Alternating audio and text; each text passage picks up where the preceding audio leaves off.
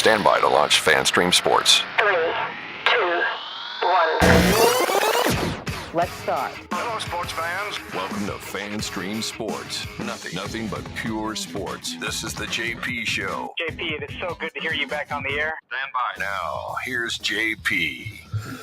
All right, welcome into it. Thursday edition of the JP Peterson Show. And we got tons to get to today from the terrible NBA Finals that's going on. Shouldn't have led with that. The Rays fall short, but another great comeback last night. The stadium vote looks like it's going to go through, at least according to John Romano. Brady inducted into the Patriots Hall of Fame. If you're waiting for him to say anything about the Bucks, keep waiting. That's never going to happen. Luka Doncic needs to lose weight. Where else do I need to go with this? There's the U.S. Open is underway.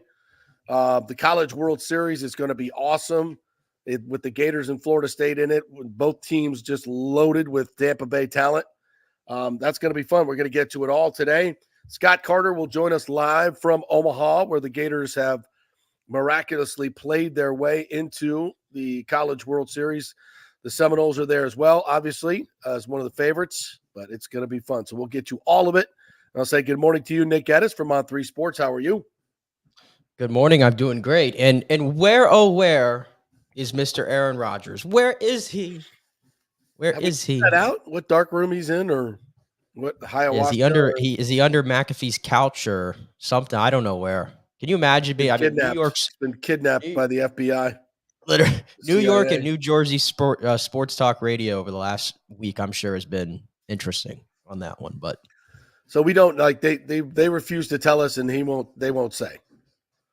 I know Robert Salo. I saw him say that it's unexcused, but the communication has been good. He's told us where he is. They know what he's doing, but they're not going to tell us.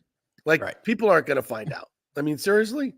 Also, why would you even say that? Like, if you know it's unexcused, I feel like I wouldn't even say that to the press. Like, I feel like I would just be like, all right, he's not here today. Like, well, it's all good. Excused or unexcused? But when you say unexcused and everything, then it just starts the whole hoopla. But it's fourth grade reading, right? Your excused absence. So yeah, so much to get to today, but we ain't going to start with Aaron Rodgers. That's for damn sure. And joining us today, Scott Carter, as I mentioned, from Omaha. Casey Hudson will join us as she's covering the NHL Finals. And we'll talk to her about the latest Lightning news. John Cooper getting the big nod for Team Canada. And Chris Lugo will join us at 11:45. Maybe you can tell me how to get I'm slowly coming out of this head cold. I can hear it. Whole thing it's been kind of kicking my ass all week long. So summer colds. The way it goes. All right, let's and I kind of want to get into this topic today with you, Nick, because I was looking on Twitter, and there seems to be a lot of conversation about who's to blame now.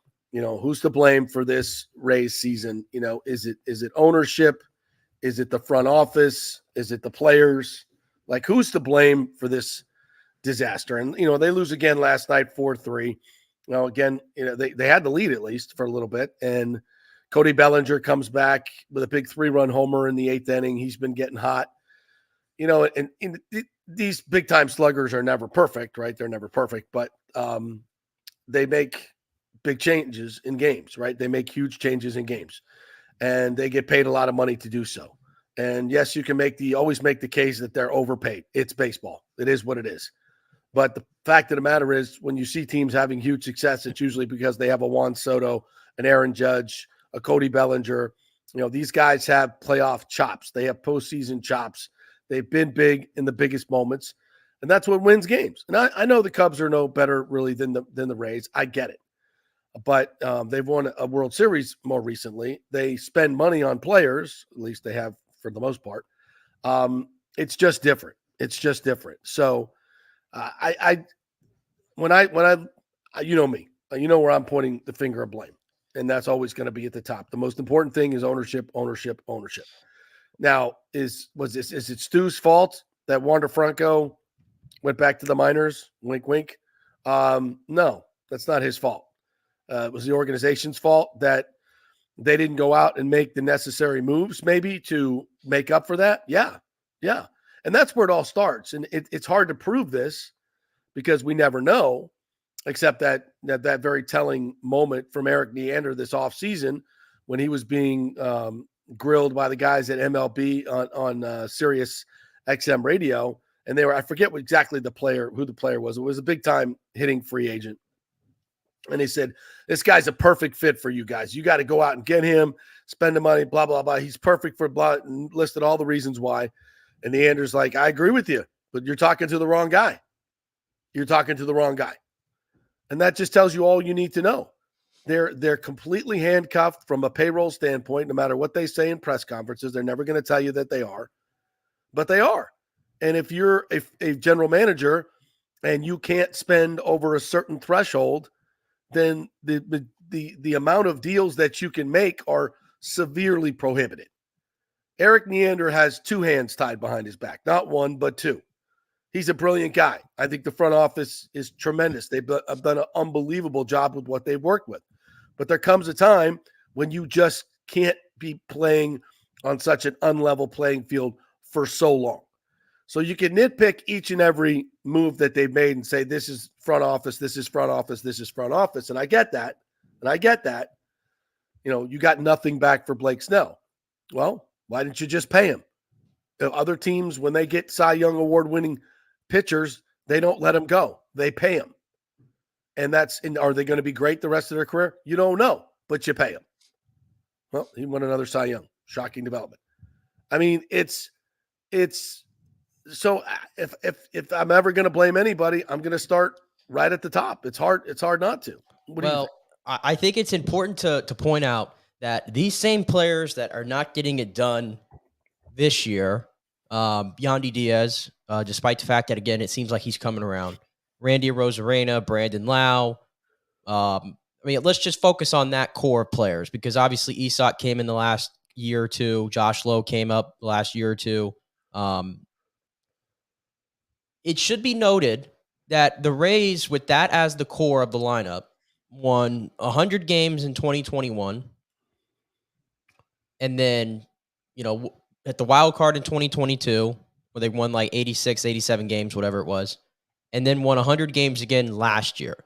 It was a discussion of, okay, they're good enough to get you through the regular season, but then when they get to the playoffs, that's where you miss having those superstar bats that some of these other teams have, right?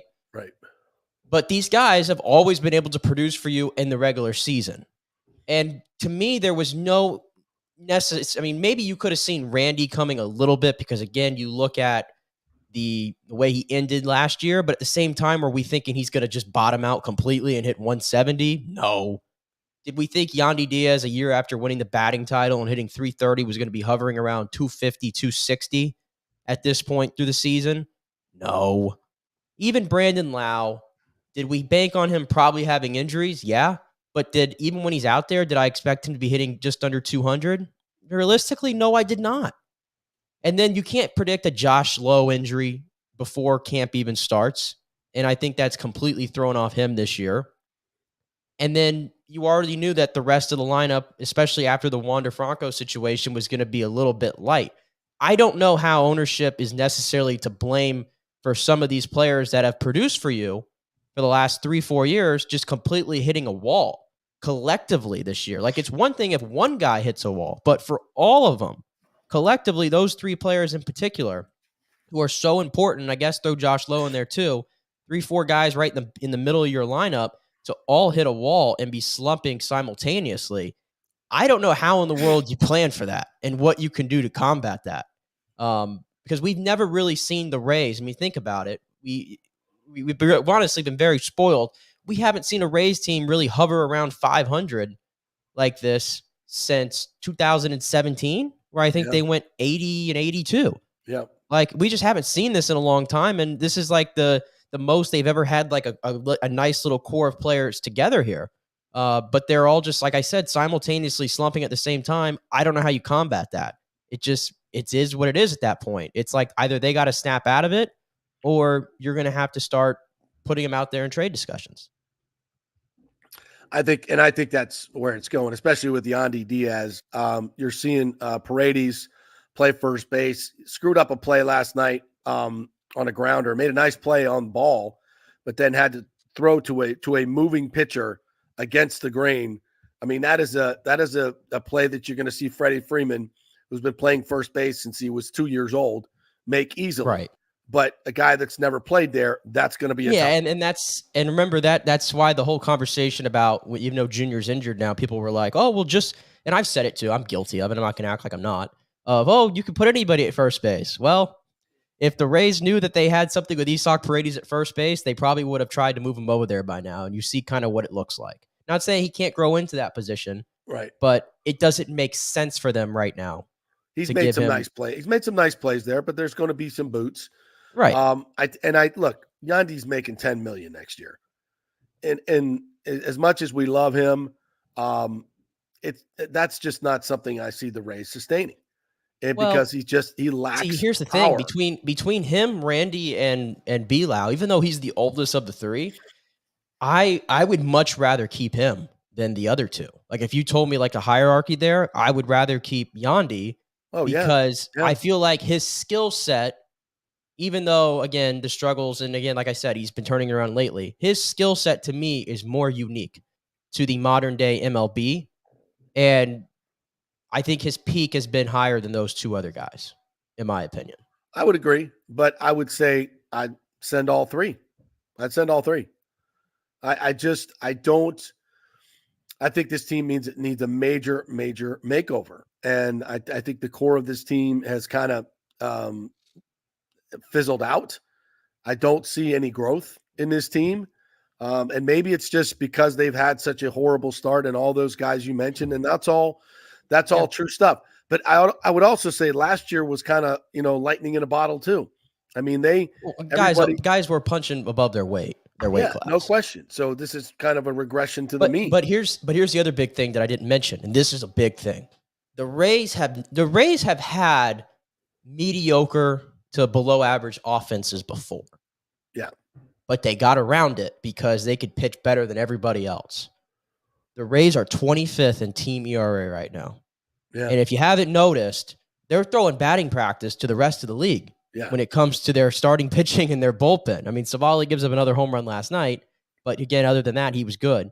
But the bullpen, another home run given up. The bullpen, how many home runs have they given up this year? Clevenger's been fantastic. So like the process, recently, like in June, he's been like a little bit spotty, I would say, with his command. But the process from Cash yesterday, of course, you go to one of your big guys in that moment, trying to protect a 2-1 lead. Cody Bellinger's a really good player. Looks like he kind of hung a slider a little bit, and a good player is going to connect on that. Yep. But no, I wish I knew how many home runs this bullpen has given up, because that's the biggest problem too. Part of it. It's one thing if you can't hit, but when you're pitching, which this team has been so predicated on for years, is also in the dupes. I mean, what do you have? Not much. And of course, a lot of the pitching woes start with Shane McClanahan, Jeffrey Springs, and Rasmussen, right? So it's kind of that's why it was really weird when Sternberg said at the beginning of the season, like, this is the year that we're going to go for. I told you at the beginning of the year, this wasn't the year. This was the year that maybe they could piece together their whole 90-win thing again. But realistically, they ain't competing for a world championship this year. They just didn't have the guys. I'm convinced that probably from a baseball standpoint, Neander was like, we need to blow this up and start over. We need to get rid of all the guys, anybody we can get something for, and just start over with another core of players. But the fact that the stadium deal was going down was no way you could do that. There's no way you could have sold off even for Stu. That would have been a little bit much, because he knows the end game is more money. It's always about money. And the end game is, if we do that, we're not going to get this deal. We're probably not going to, if we sell off all our players, we're not going to get this deal for the stadium and all that comes with it. Yeah.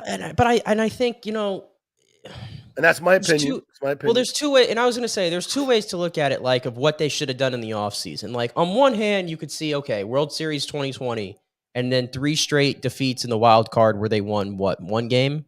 Yeah. I want to say. So we already could have been like, okay, they're on a downward trajectory.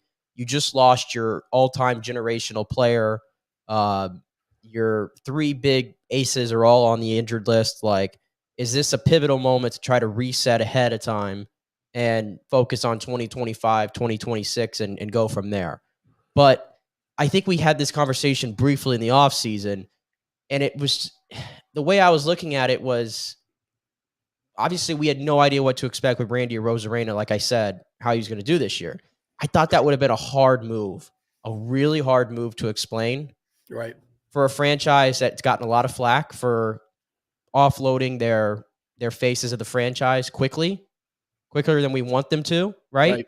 Yeah. And I felt that getting rid of Randy in the offseason, remember when his name was out there, I said that's a very hard move to explain to a fan base coming off 100 wins, despite 100%. The playoff disappointment. 100%. So there's two sides of it. Yeah, absolutely. And we would have crushed them for it, probably. But as we looked at this in hindsight, now hindsight's always 2020. Yeah, you probably should have sold high. But you're thinking Randy Arozarena is going to have another good year. He's ascending. But what could you have gotten for him? I'm not saying that's a move you should have made in the offseason. That's not what I'm saying. I'm just saying that from a baseball standpoint, if you really looked at this season, and maybe, Randy's not a guy that would go. I think, I would have said maybe after the vote would be where you would make that move. But again, if you just take that stadium thing away, I think from a baseball standpoint, it would have been a different approach from the Neander. But again, to me, it all goes back to ownership. And so much of this could have been a very positive thing for the stadium, the situation for long-term growth for this team. All of this, if you put it all on the field, off the field, could have been such a positive thing moving forward. But again, it's a divisive thing where the stadium is going to be, blah, blah, blah. And if you read, if you saw, I watched some of the council meeting yesterday, and there's a lot of negativity towards the deal. Although I think there is a kind of feeling that from most of the board members that they probably have enough votes. I mean, there are definitely, I think, 3 no votes. There are definitely probably 4 yes votes. And I think there's still, maybe one up for grabs. But there's a lot that the county still has to vote on this and everything else. And I think as we focus on this deal, it's a lot about what's in the deal. And we've totally missed, and nobody talked about this, the whole bigger concept is, will this work? Will this work? You're investing in something that if it doesn't fill up the stadium, it's going to be a huge, disastrous loss. And where is the evidence that this is a good investment? It's completely like nobody's talking about that. Where is it? Is this what's best for the baseball team? Is this what's best for the fans? Is it going to work as a development project? And I think most of the research and the data would tell you that's a resounding no. But here we are again, making the same mistakes that Miami made, and it's a divisive thing instead of something that could have been very, I think, unifying for the fan base and better for baseball. And I think. Well, I don't. But here's the thing: the whole financials of it. I don't know if the casual Rays fan really cares at this point. Like the way I think the casual fan looks at it, and maybe to an extent I look at it, is it's been 25 years of this. It's been an entire lifetime worth of time for me. Yeah, I get it. Talking about this situation, it's like at this point, screw it, whatever. Like as long as they just stay in the Tampa Bay area, that's fine. And if they don't care about the attendance increasing because of all the other perks of the deal, then so be it. It is what it is. Then we have the Marlins. At least for people like you still got to go to the same location, but it'll be a little bit nicer for you when you go to enjoy a game. Yeah. Yeah, I think there's some sentiment to that, but I think we'll look back and say that was probably not the best idea. As Thomas Casper says, Stu is a toxic owner with the uncomfortable comment: sell, sell, sell. James says when you have no one that can hit in the 6, 7, 8, 9 hole, pitcher can pitch around the core. Yeah, that's true. We've seen that. And no big stick in the middle that you really fear. Like nobody in there that you really fear. James says it's a no-brainer. This is ownership. Their pitching was why they won, Nick. It wasn't the core. That's true. I think No, that's why I brought that up. That's part of it. But they did score a lot of runs last year. Yeah, like last year was the outlier compared to what they've been. But like I said, like there's been years there where I've never been like, man, the Rays have a juggernaut of an offense, and their pitching got them by. Yeah.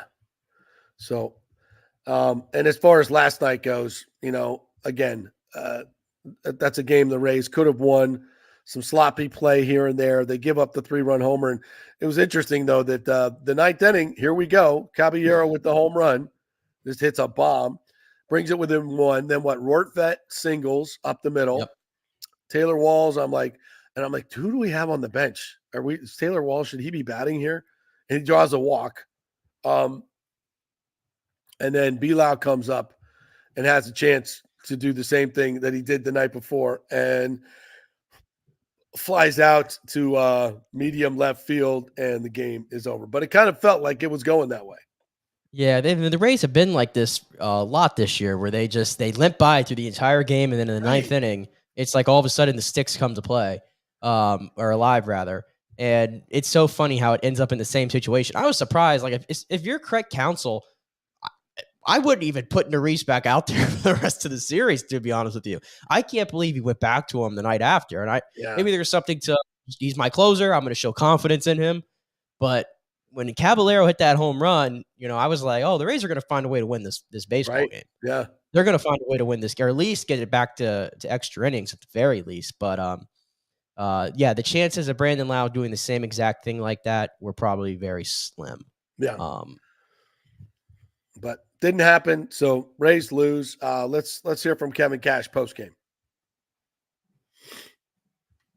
All right, I think we'll start with the bottom of the ninth there. Probably felt good about your chances. Cabby with the home run, a couple of walks, and then Brandon Lau at the plate. What were you seeing? Yeah, I mean, it was interesting how that inning unfolded from what took place last night. Brandon, probably the right guy to have up there. Looked like he got a split and just missed it. Popped it up to deep left center, or drove it out to deep left center. But look, a lot of good at bats again. I mean, Rourke hung in there, Cabby to get us within 1, Walsey to lay off those pitches that were close to walk. So, like the way we went about it, we just came up short. And then Clevenger there in with 1 on, the hit by pitch, and then Bellinger, the 3-run home run. He's been good for you guys to start the season, but what did you see from him in that inning? Yeah, I mean, Clev's been really good for us. I think that was the 3rd cutter that Bellinger had seen, and he got it. It didn't look like a bad pitch, middle down, but Cody Bellinger's a really good hitter and makes adjustments, within the at bat, and it looked like he kind of went out and made sure that he was going to try to catch that one on front, and he did. Pretty happy with what Savali did. Seemed like he had all his stuff working, got out of a bases loaded jam early in the game.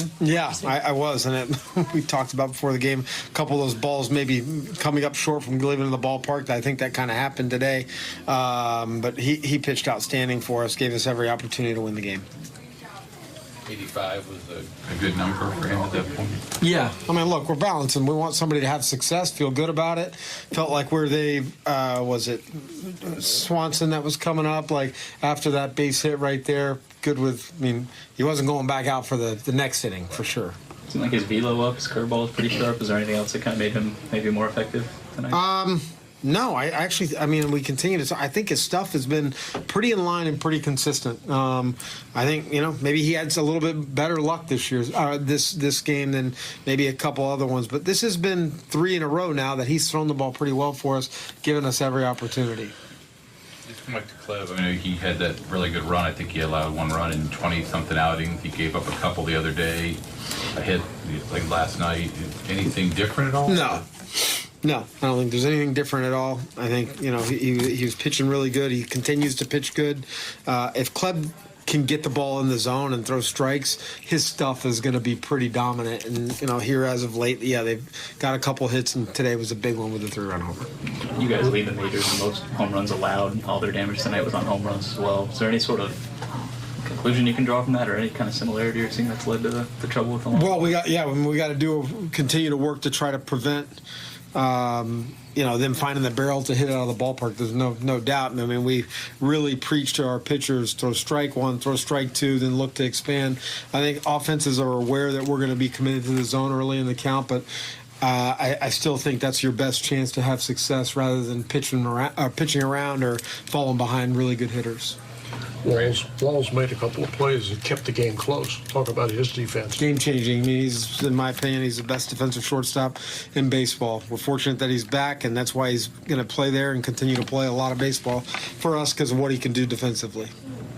Siri had another good catch. Unbelievable catch, yeah. Coming in, we were debating which one was better. I'll be curious to see kind of what the reports say, but they from last night to tonight, both great jumps, and really like the way Jose played. You know, the ground ball single to center, busting it out of the box. He's capable of doing a lot of game-changing special things, and I think we saw it tonight. And just real quick, Randy looked like he was fine. Yeah, he's fine. Yeah. He'll play tomorrow. And did you hear anything on Springs? That looked pretty clean. I did not. I haven't heard a word about it 6 yet. batters, 1 hit or something. So. Awesome. Yeah, I'm happy to hear that. Yeah, he hit on a couple topics there. Siri had a great night with the double and the home run, making some incredible catches. So he's starting to pay a few dividends. You know, I tried to get rid of him earlier in the season, but now we need him because him and DeLuca are going in completely opposite. Johnny DeLuca is wow, really bad. They stole he looks like he's swinging a sword. Like, I don't mean to be like disrespectful at all, obviously, but it's what it looks like. He looks like he's swinging a sword. Like, he's just not even close to making contact. And sometimes he's trotting him out there and like 5th in the lineup. And I'm just like, man, I know you need the extra outfielder, I guess, but you know, you sent Jonathan Aranda down for this? Like, yeah, that's the one thing I don't get. Like, why is Aranda back in AAA? Why is he back in AAA? And, of course, he hits a home run like his first night back in AAA. Of course he did. I know he can match AAA pitching. I need to know if he can hit Major League pitching. And when he was up here, maybe the average didn't look good, but some of the underlying stuff looked really good. He put good at-bats together and was hitting the ball hard. Like, I don't get it. If we're trying to, like, not move on necessarily, but, like, see what these young guys have, then why is it like we get them up here for 2 weeks and then they're back down? For Taylor Walls? But you saw what he does. That's what he came up for. I know that. And I'm not saying Taylor Walls doesn't have a place on the team, but I mean, let's not act like the Rays have so many hitters that are so good right now. Like, it's like the biggest logjam to figure it out. You don't have the luxury of a 187 shortstop. I mean, because Taylor Walls is not going to give you anything at the plate. No, you're right. And that's if you have a well-balanced team and your ERA is good and obviously your ERA will be better. The problem is they got too many issues where if you prioritize one thing, you're going to open up a wound somewhere else. Like, they just don't have anything that could just all-encompassing just fix everything. They don't have that player. And I think it's dysfunctional because you don't have those big bats in the middle. You just don't have them. And that's every good team has them. I mean, it's just that simple. They cost money, and the Rays are always going to be fighting that uphill battle. They just are. So I think part of their success has, made people numb to that fact. You know, even though they've had very little postseason success. And aren't they, to an extent, the outlier in regards to baseball over the years of the way they forever, operate? Because teams try to operate like them, and they fall flat on their face. Yeah. Some other comments here. John Hill says, good morning from Omaha, College World Series. John is going to join us tomorrow. And we have an FSU and an UF fan out there that will be our correspondents for tomorrow. Fan of both? Katie and John, will join us from the CWS parking lot in Omaha tomorrow. We got Scott Carter here coming up in just a little bit from a journalistic standpoint. Rick said, trading Randy difficult to explain to the fan base, ? Emperor Stu Nero laughing while playing his violin. Yeah, normally.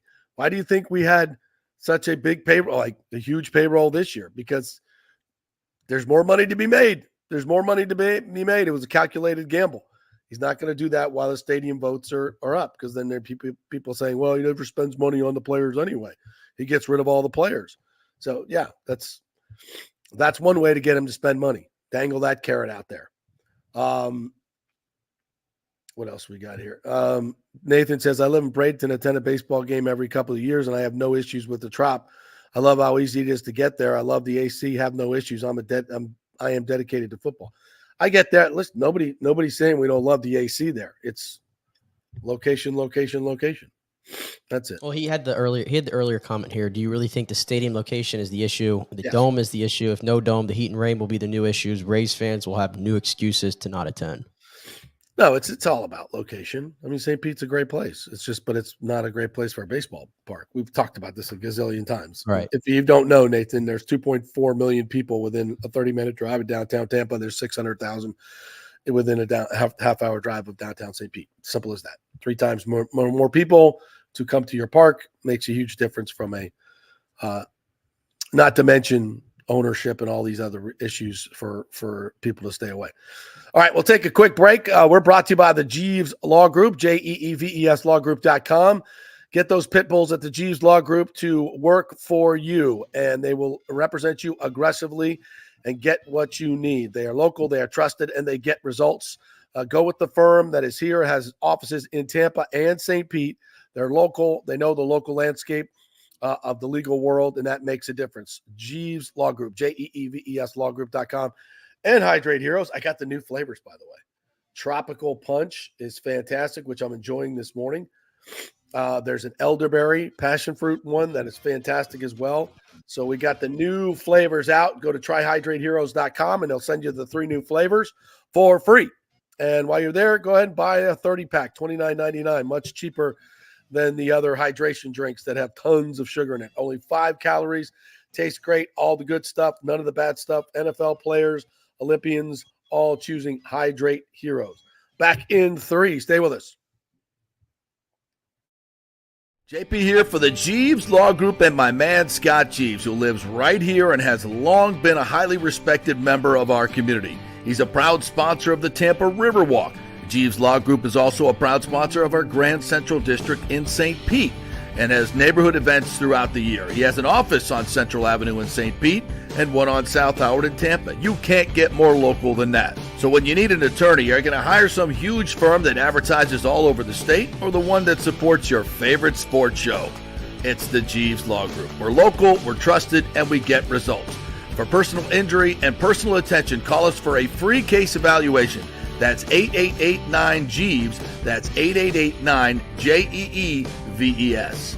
All right, this is for all you guys who don't want to go to the gym and do 5,000 crunches. At Bay Area Modern Medical Center, you can get on the new True Body machine where you can reduce fat and tone up your muscle. It's like doing 54,000 crunches in just 15 minutes.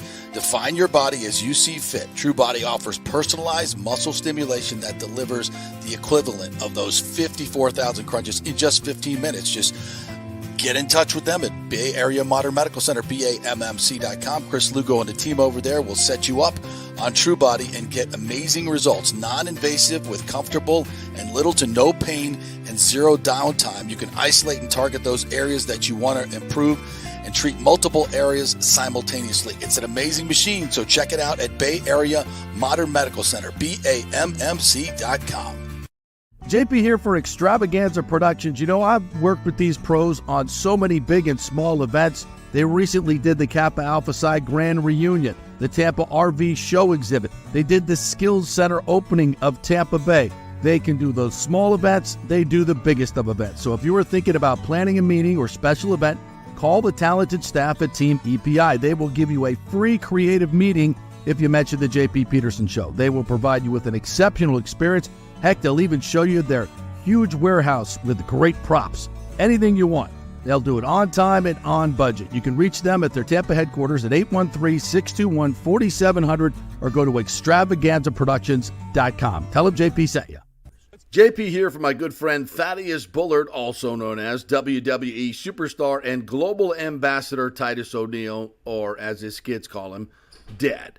I'm excited to share that the Bullard Family Foundation is partnering with Tampa Well Activated by Tampa General Hospital and Revealing Truth Ministries to host the celebration of all celebrations for the real superstars in our community, the Dads. Everyone's invited to join us for a free celebration on Father's Day, June 16th at the Mid-Florida Credit Union Amphitheater in Tampa. Doors open at 9:01 a.m. with food, entertainment, games, and lots of surprises and guests in store for the remarkable dads out there making a difference every day. And you know, if Titus is hosting it, it's gonna be big. Bring the whole family and make sure you register early to celebrate with us at the Superstar Dads Celebration. Now, you need tickets for the event. It's free, but you got to get your tickets at bullardfamilyfoundation.org. That's bullardfamilyfoundation.org. Let's go. right now. Back to the show on FanStream Sports. All right, welcome back to the JP Peterson Show as we await the arrival of Scott Carter.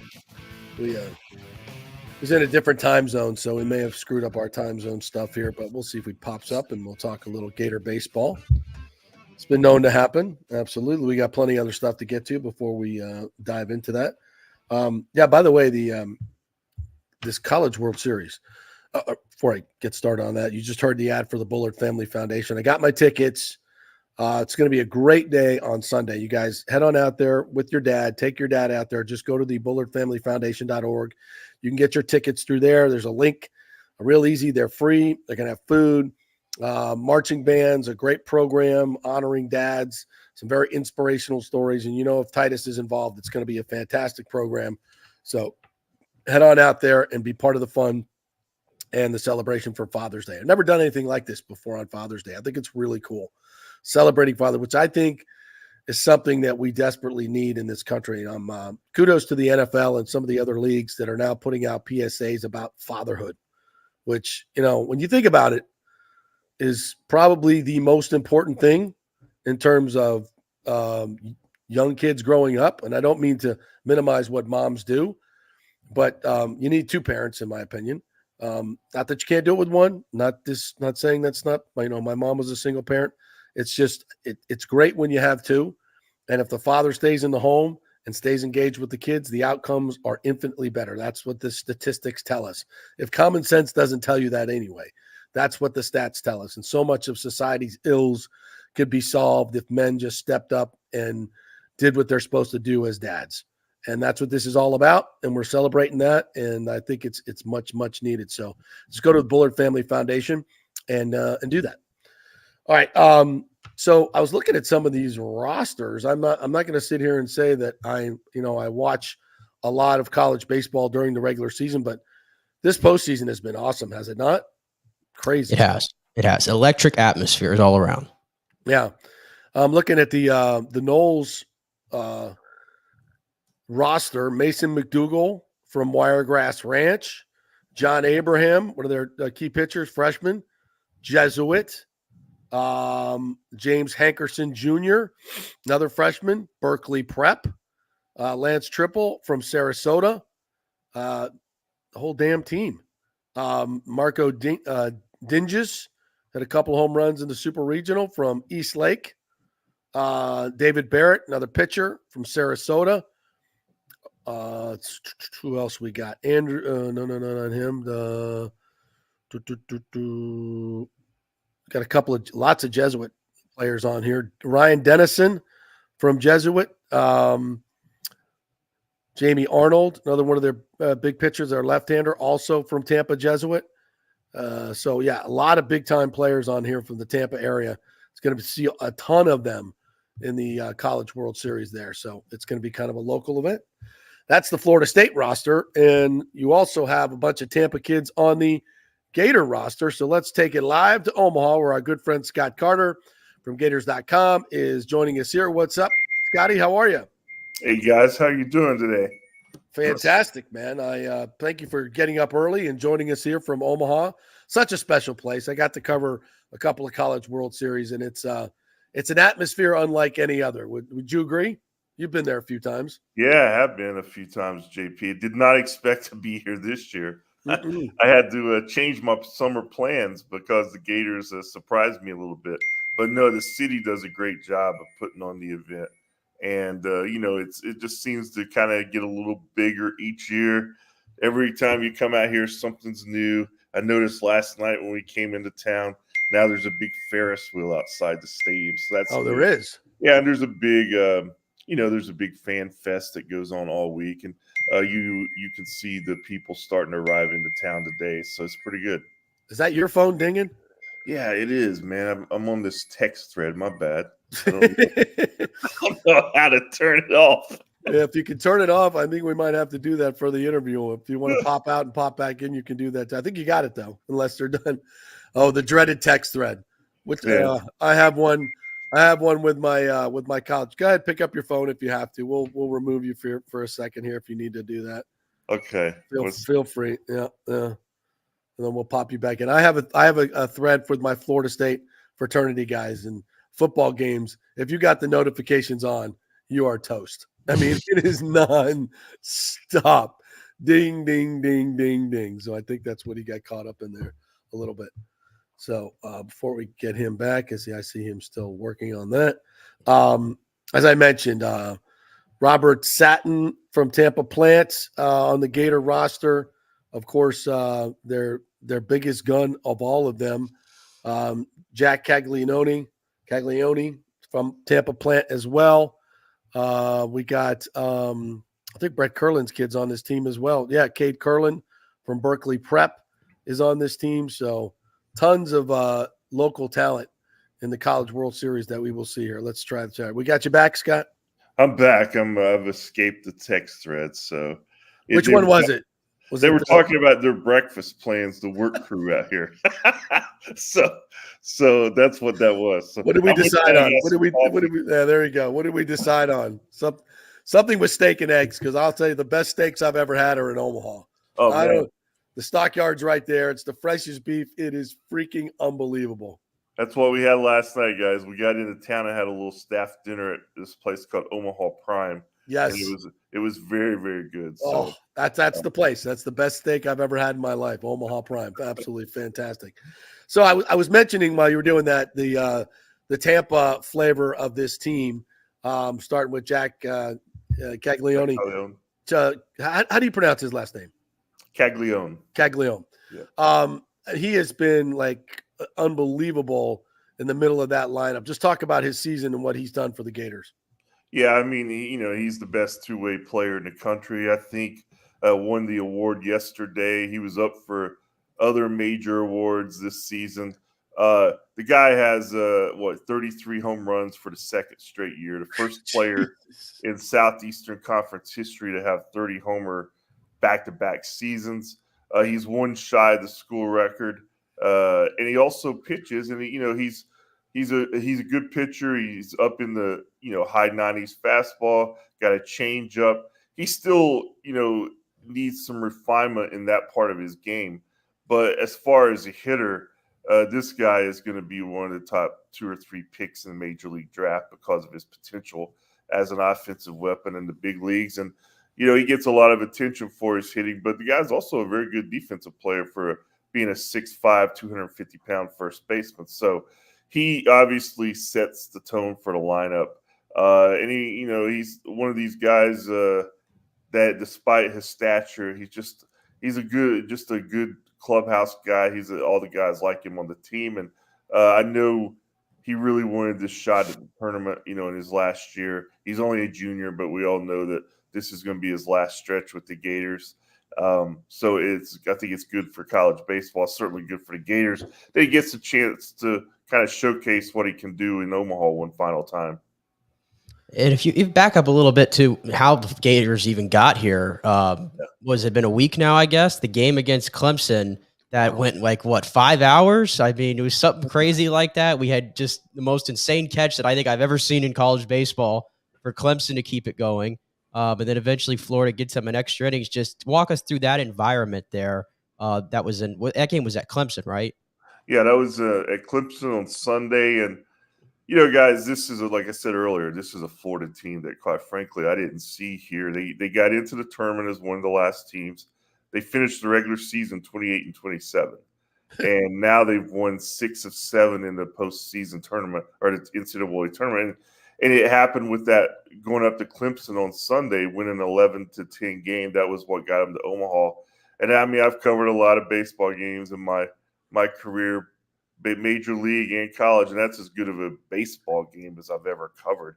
And the catch that Nick alluded to, the Canarella, the center fielder for Clemson, with what was on the line there, that catch he made, that is unbelievable. That was one after he just hit the 3-run homer to tie the game. Yeah, I mean, that was just an amazing couple innings for that guy. But Florida, we've seen teams do this before. You just don't see, and they have this kind of resiliency that comes out of nowhere. That's kind of what the Gators are showing right now. They did get down to Clemson in the 13th inning the other day. They fell behind, and they came right back and got a a 2-run double for the number 9 hole hitter, Mike Robertson. So that's what happens this time of year with some teams that pull off special things. I think back into major leagues, and you think of, I don't know, the 06 Cardinals. Remember those guys? They won 83 games. Yeah. David Eckstein won World Series MVP, the former Gator.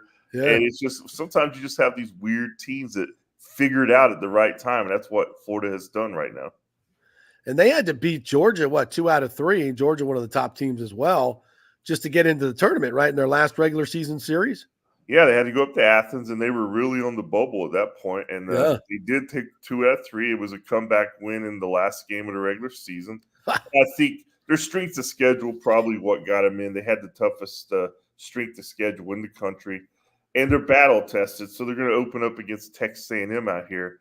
And they beat Texas A&M 2 out of 3 in College Station during the regular season. So they played well against some big teams. They just were unable to really find consistency during the regular season, and they've gotten some of that in the postseason with their young pitching finally growing up a little bit. Some clutch hits, a guy like Ashton Wilson who came out of nowhere, and he's being productive. So again, it's kind of what it takes that this time of year to do something special. Hey, tell me about some of these other Tampa kids, and I don't even know if they're producing or not. I'm just looking at the roster.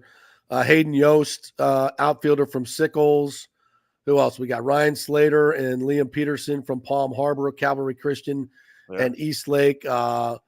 Who else we got from Tampa? I'm trying to Curlin, Cade Curlin. Cade Curlin, yeah. He sets the tone as a leadoff guy. He's battled a hand injury, but a very good player. He's starting to hit the ball hard again. Liam Peterson, he's expected to be their starter out here in game 1. He's a freshman, as you mentioned, from Palm Harbor. He's one of the guys that I think, it just took him a while to learn to pitch on this stage. I mean, he's got all the talent in the world. He's going to be a professional pitcher, but it just took him time to kind of, adjust to this level. And he's done he didn't have a great start at Clemson, but before then he'd had three really good starts in a row. So those are some of the big guys for Tampa. You mentioned Ryan Slater. He's a veteran guy who's been up and down this year, but I think if Florida's going to, put it together and win this thing, they're going to have to get something out of Ryan Slater out here. So, yeah, they do. They've always recruited the Tampa Bay area well, and obviously Caglione's the big name from down there this year. Here's my question. This is what I really want to know. Since we have a full 8 teams all in the SEC and the ACC, so a lot of, I guess, Southern presence, I guess is the way I'll put it, in the College World Series. So with that being said, where do you think Florida stands in the Rocco's Jello Shot Challenge this year in Omaha? Do you think Florida is one of the contenders to win this thing? It's a stacked field. Yeah, it is a stacked field. LSU's not here, so I think it's more of an open field this year, guys. As LSU, when they're here, it's hard to beat them, man, because they bring so many people out here. But I think Florida's going to stack up well against Virginia and Carolina. I think they'll handle the ACC side of the bracket. I think they're going to have fighting words. I think they're going to have to worry about maybe Tennessee because they're going to have a lot of people out here.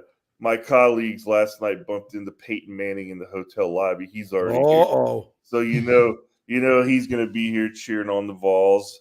So yeah, it's a good question, Nick. I think maybe I'll have to go down and do my part one day. So the brackets are such that we have FSU taking on Tennessee.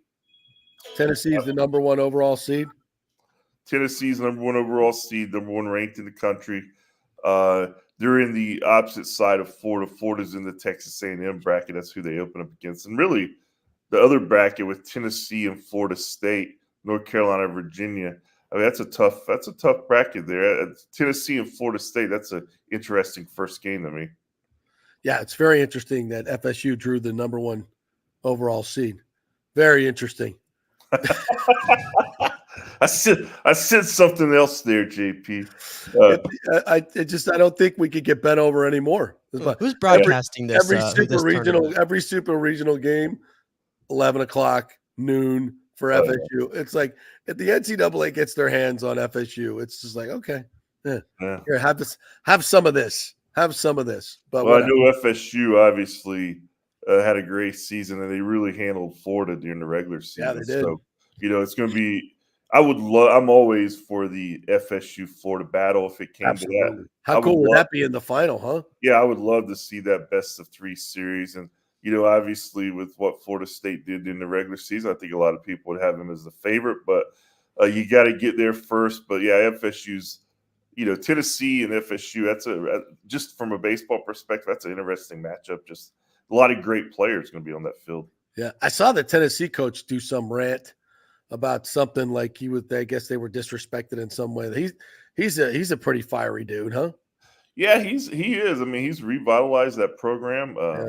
It's one of those things where it seems like you either love him or hate him. Tennessee fans love him, obviously, but he's got a little bit of a football coach in him, guys. Yeah. He brings some energy that you're more accustomed to seeing in football than baseball. Interesting. Well, it's going to be a very fun series. What any news, anything going on out there, weather-wise, or anything else we should know about? Weather out here is so unpredictable. Last night it already hailed here, so it hailed. We had a storm come through last night, and I heard all the racket on the roof. I'm like, what is that? They said it's hail. So but hopefully there's nothing gonna. I don't know of anything that's gonna disrupt the first day out here. But there always is some kind of weather system that comes through. But otherwise, I think it's just teams are starting to arrive. They have a media day over at the stadium this afternoon, press conferences and stuff. So it really gets rolling more this afternoon. But and if you stay out here, you're going to be out here for about 10, 12 days. Yeah. JP, so first time I went out there, literally ran out of underwear. Real quick, Scott. I have there for 2.5 weeks. real quick, Scott. I have an off topic from baseball question, but because I'm a UCF alum and obviously UCF is coming to play Florida this year. So I don't know if you saw this little tweet that caught a lot of traction on X this week it was a UCF like fan account or something. And because, you ask everybody that's like, oh yeah, like the UCF fan, oh yeah, we're going to go to the Florida game. And this guy put out there like, oh, it's going to be close to a 50-50 split between UCF fans and Florida fans. And, I think rightfully so, Florida fans were basically like, yeah, that ain't happening. And like, I've been in the swamp many times and I'm like, can you just enlighten the viewers, like for a Florida home game, like even if they're playing like Florida State, Alabama, like it's still heavily like at least like what 95 or 90% Florida fans in there. Yeah, I mean the tickets that sell out from away teams, I think it would be about 8,000 if they all sold out. So yeah, the stadium holds 90, so it's about 10%. Obviously, I'm sure some UCF fans would probably get their Gator buddies who might not be able to make the game, and they'll get some of those tickets. But it will still be a predominant Gators crowd, yes. But you know what? I mean, UCF, it's ever since they won the national championship, guys, I mean, it's a different program. Now you like those FSU 13-0 rings too? That's fantastic. Yeah, yes, it's you gotta market these days. That's right. They were 13-0. That's absolutely true. Before I let you go, though, baseball's huge in Florida, being in the College World Series. Obviously football is football, but the most celebratory athlete on the University of Florida campus right now is the great Parker Valby. Yes. This young lady has taken the world by storm. What is Gator Nation?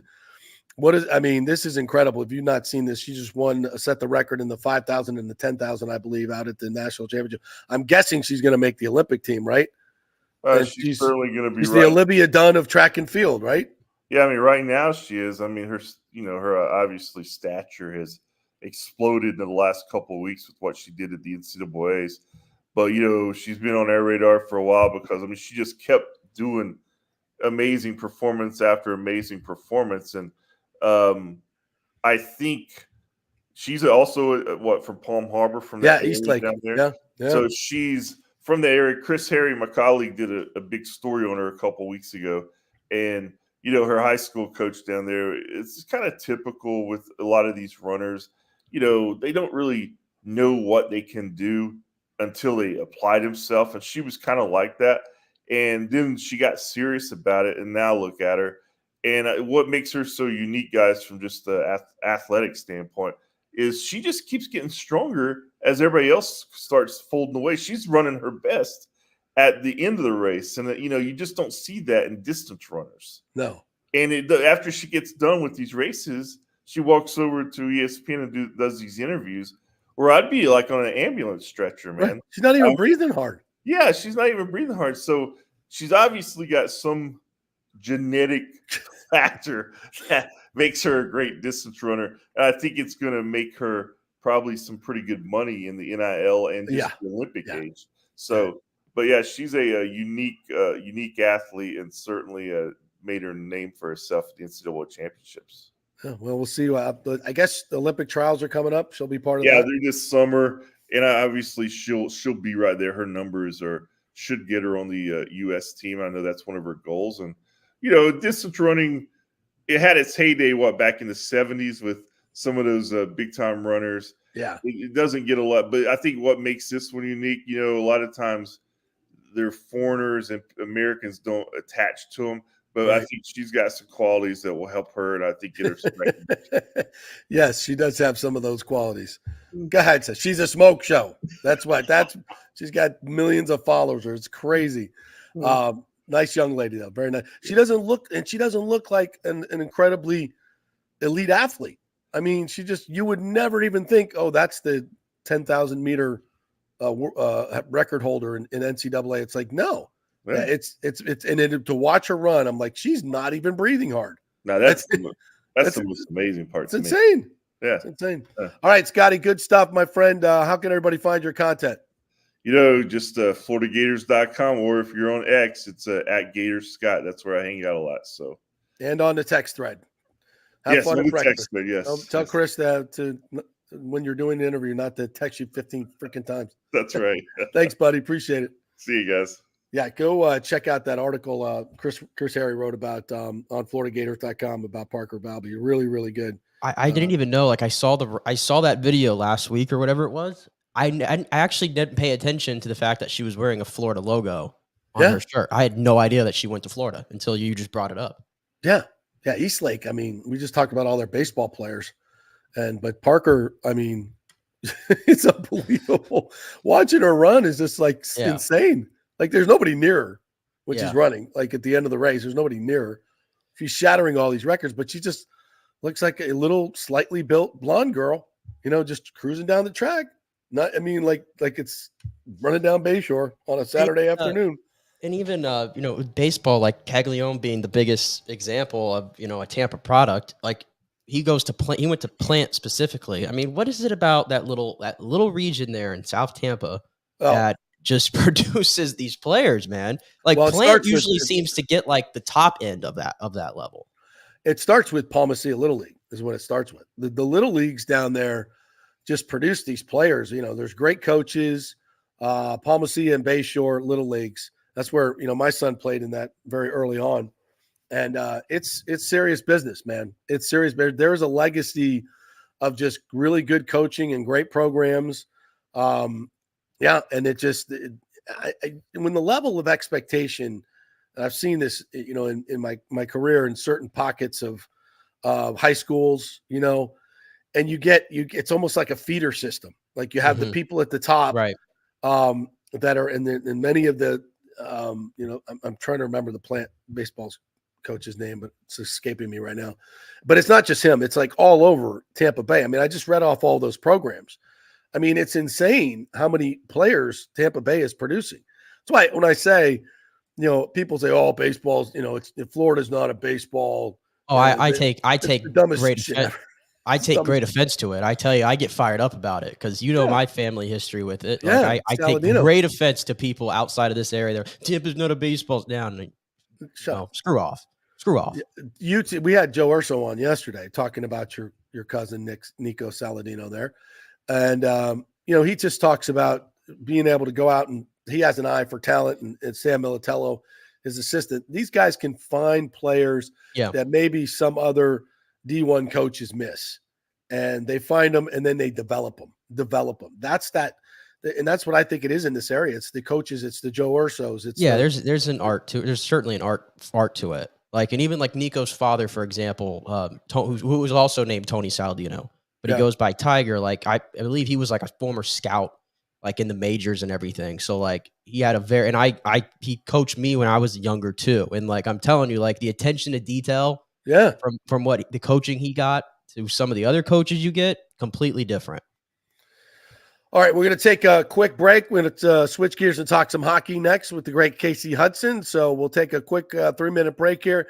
Back on the other side, we're brought to you by the great folks at Extravaganza Productions. If you have a charity event coming up, a birthday coming up, any big event, small event, whatever it is, something for work, you want the professionals to do the production, it's Extravaganza Productions. They got a great producers there that have great creative ideas that can help you with your event. So get a free creative meeting. Just mention the JP Peterson Show and go to extravaganzaproductions.com. Back in 3 with Casey Hudson. Stay with us.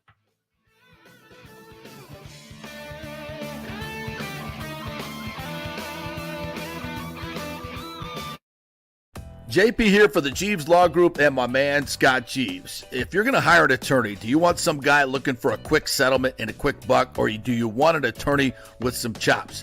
Scott is a board-certified civil trial lawyer and a certified circuit court mediator. Been practicing in the Tampa Bay area for over 30 years. He is a peer-reviewed AV preeminent rated civil trial lawyer. They just don't hand out those classifications. He's been the lead class action counsel on many complex consumer protection cases and has handled hundreds of serious personal injury cases. He's dedicated his career to protecting injured victims and is committed to vigorously representing you. We're local, we're trusted, and we get results. Personal injury and personal attention. Call for a free case evaluation. That's 888-9-JEEVES. That's 888-9-JEEVES. The Jeeves Law Group. All right, this is for all you guys who don't want to go to the gym and do 5,000 crunches. At Bay Area Modern Medical Center, you can get on the new True Body machine where you can reduce fat and tone up your muscle. It's like doing 54,000 crunches in just 15 minutes.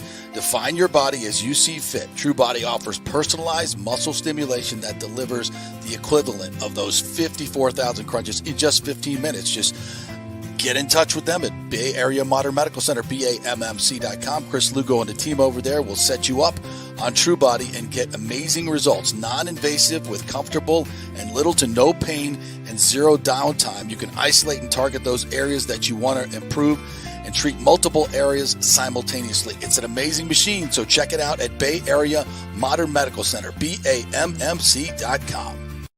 With over 34 years of producing small and large events, Extravaganza Productions is truly a Tampa treasure when it comes to creating some of the very best events in Tampa and all across the United States. I've worked with them at the Florida Sports Hall of Fame inductions, the Warrior Games, which was an Olympic-sized event spread across all of Tampa Bay. They are the very best, from small meetings to exceptionally large corporate conferences to galas, fundraisers, sporting events, grand openings, whatever you want. Team EPI has an extremely talented staff of designers and show producers that develop extraordinary events fueled by the visions of their clients. You can reach them at their Tampa headquarters at 813-621-4700 or go to extravaganzaproductions.com. JP here for my good friend Thaddeus Bullard, also known as WWE superstar and global ambassador Titus O'Neil, or as his kids call him, Dad. I'm excited to share that the Bullard Family Foundation is partnering with Tampa Well Activated by Tampa General Hospital and Revealing Truth Ministries to host the celebration of all celebrations for the real superstars in our community, the Dads. Everyone's invited to join us for a free celebration on Father's Day, June 16th at the Mid-Florida Credit Union Amphitheater in Tampa. Doors open at 9:01 a.m. with food, entertainment, games, and lots of surprises and guests in store for the remarkable dads out there making a difference every day. And you know, if Titus is hosting it, it's gonna be big. Bring the whole family and make sure you register early to celebrate with us at the Superstar Dads Celebration. Now, you need tickets for the event. It's free, but you got to get your tickets at bullardfamilyfoundation.org. That's bullardfamilyfoundation.org. Let's go. Right now, back to the show on FanStream Sports. All right, welcome back to the JP Peterson Show as we roll through on this Thursday. We got a hockey game tonight, I believe. Yeah, a little Edmonton and the Panthers going to be going at it tonight. See if Edmonton can get back in this series as we welcome in our good friend Casey Hudson, who's been covering the NHL for the Believe Network and many others. What's up, my friend? How are you? Saw you on ESPN radio the other day. Yeah, it's been a wild playoff roller coaster for me, but I'm psyched because I got to talk with ESPN and Sports Grid and VSiN and all kinds of people. So hockey continues for me, which I'm good. You blowing up. You blowing up. I love it. I'm working, but it's been good. I missed you guys. You're very talented, very knowledgeable. It's why we love you having you on the show. So we'll jump right in with your thoughts on this series so far. I mean, kind of what we expected, right? For the most part, the Panthers were really good. This just in.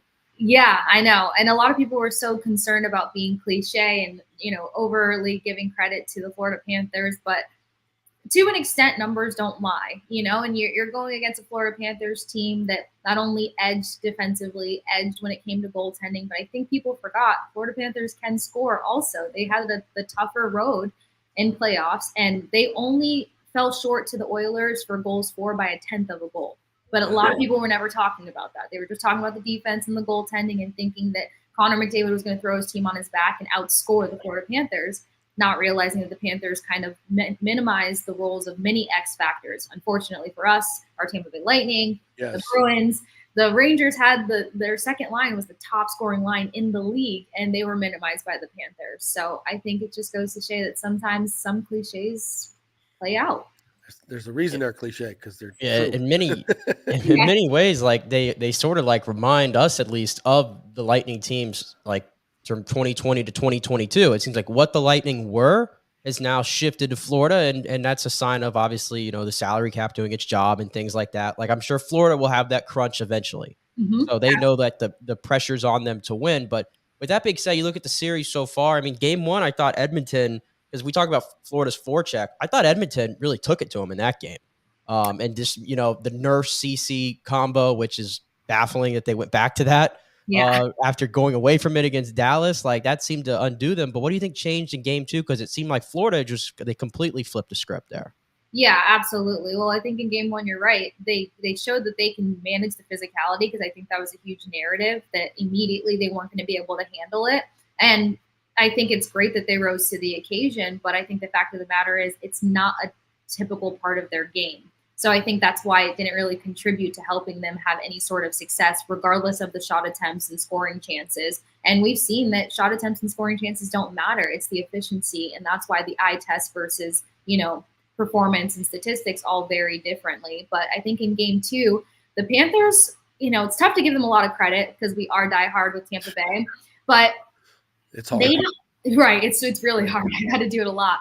They're not the kind of team that goes in first intermission and Paul Maurice says, okay, we need to force them to play our game. We need to simplify the game and get back to our game. They don't really have a game to get back to. In a weird way, they kind of mirror their opponent. So they have so much versatility amongst their lines, amongst their depth to where they don't have to go back to their game plan. They come out and show you that they can play your game plan and do it better. And something else that they do very well, regardless of the forechecking and the physicality, the Oilers have no chance to execute a play in the middle of the ice. They're consistently forced to the perimeter, and you're talking about a team that's big and a lot faster than they're getting credit for, forcing a team to have no shooting chances in the middle of the ice, no jam up in the middle of the ice. And I think all of their top players were held to 0 high danger chances through both games, which is wild to even think about. Yeah, and you watch Connor McDavid play, and his presence is always felt. There's no question the way he moves, the way he skates, the way he handles the puck. But he hadn't been able to score, and it's not to me that much of a surprise because we've seen the Panthers and how they go about this. Can he get it going just because they flip ice and go to Edmonton? I mean, it's still the same guys out there, so I'm not. If they're thinking that he's going to somehow save them, I don't know if that's going to be the case. Yeah, and everyone was kind of relying on, if Barkov didn't play, then Connor is going to shine. And while he's done quite well at obviously minimizing, you don't keep McDavid out of anything. You can minimize him. I think a lot of people don't realize, and Nick mentioned this, how the Panthers are similar to the Tampa Bay Lightning in those years. The Panthers don't just have one shutdown line that they're relying on, and it's not their fourth line that they throw out there. They have 2 shutdown lines. You don't really consistently see a top line that's highly defensive and can get on the scoreboard. And it'll be interesting to see if Evan Rodriguez jumps back on that top line that he played in for 2 minutes. But that was the Lightning. We had a third and fourth line shut down, and that helped us out a lot because it alleviated our scores. So I think when it comes to Connor McDavid, he's still going to have a large task on his hands. He has picked up majority of his points and clutch goals, I would say, on home ice, and so have some other guys like Bouchard and Hyman. So I know that swings in favor of them potentially performing better tonight. But you said it, JP. I mean, this Florida Panthers team, not much is going to change. And the scariest part about it is they're even better on the road. Yeah, I know. Their performance levels up. Their depth scoring intensifies. So you're talking about a team that only gets better versus a team that's hoping to shine on home ice. And we can't ignore, too, who I think is the MVP of the series. If they win the Cup, he'll probably be the Conn Smythe, is Sergei Bobrovsky. I mean, just especially in Game 1, where, like I said, I felt like Edmonton controlled much of that game. He just made every big save. I mean, he's 35 years old, and he just looks so spry. Like, he's played a lot of hockey, and he's had some ups and downs through his career, but a locked-in Sergei Bobrovsky was probably the worst thing for Edmonton. Yeah, remember when the Lightning owned him for so long? Yeah, literally. Not anymore. No, I don't know what he might be on that TB12, guys, because I didn't even realize that he was 35. Yeah. I mean, yeah, he's got Benjamin Button. He's on the TB12, all the good things for Bob. But I think that, yeah, you said it. He's been tremendous. But something else, and not to take away from his performance at all, what surprised me with the Oilers is their lack of creativity with scoring.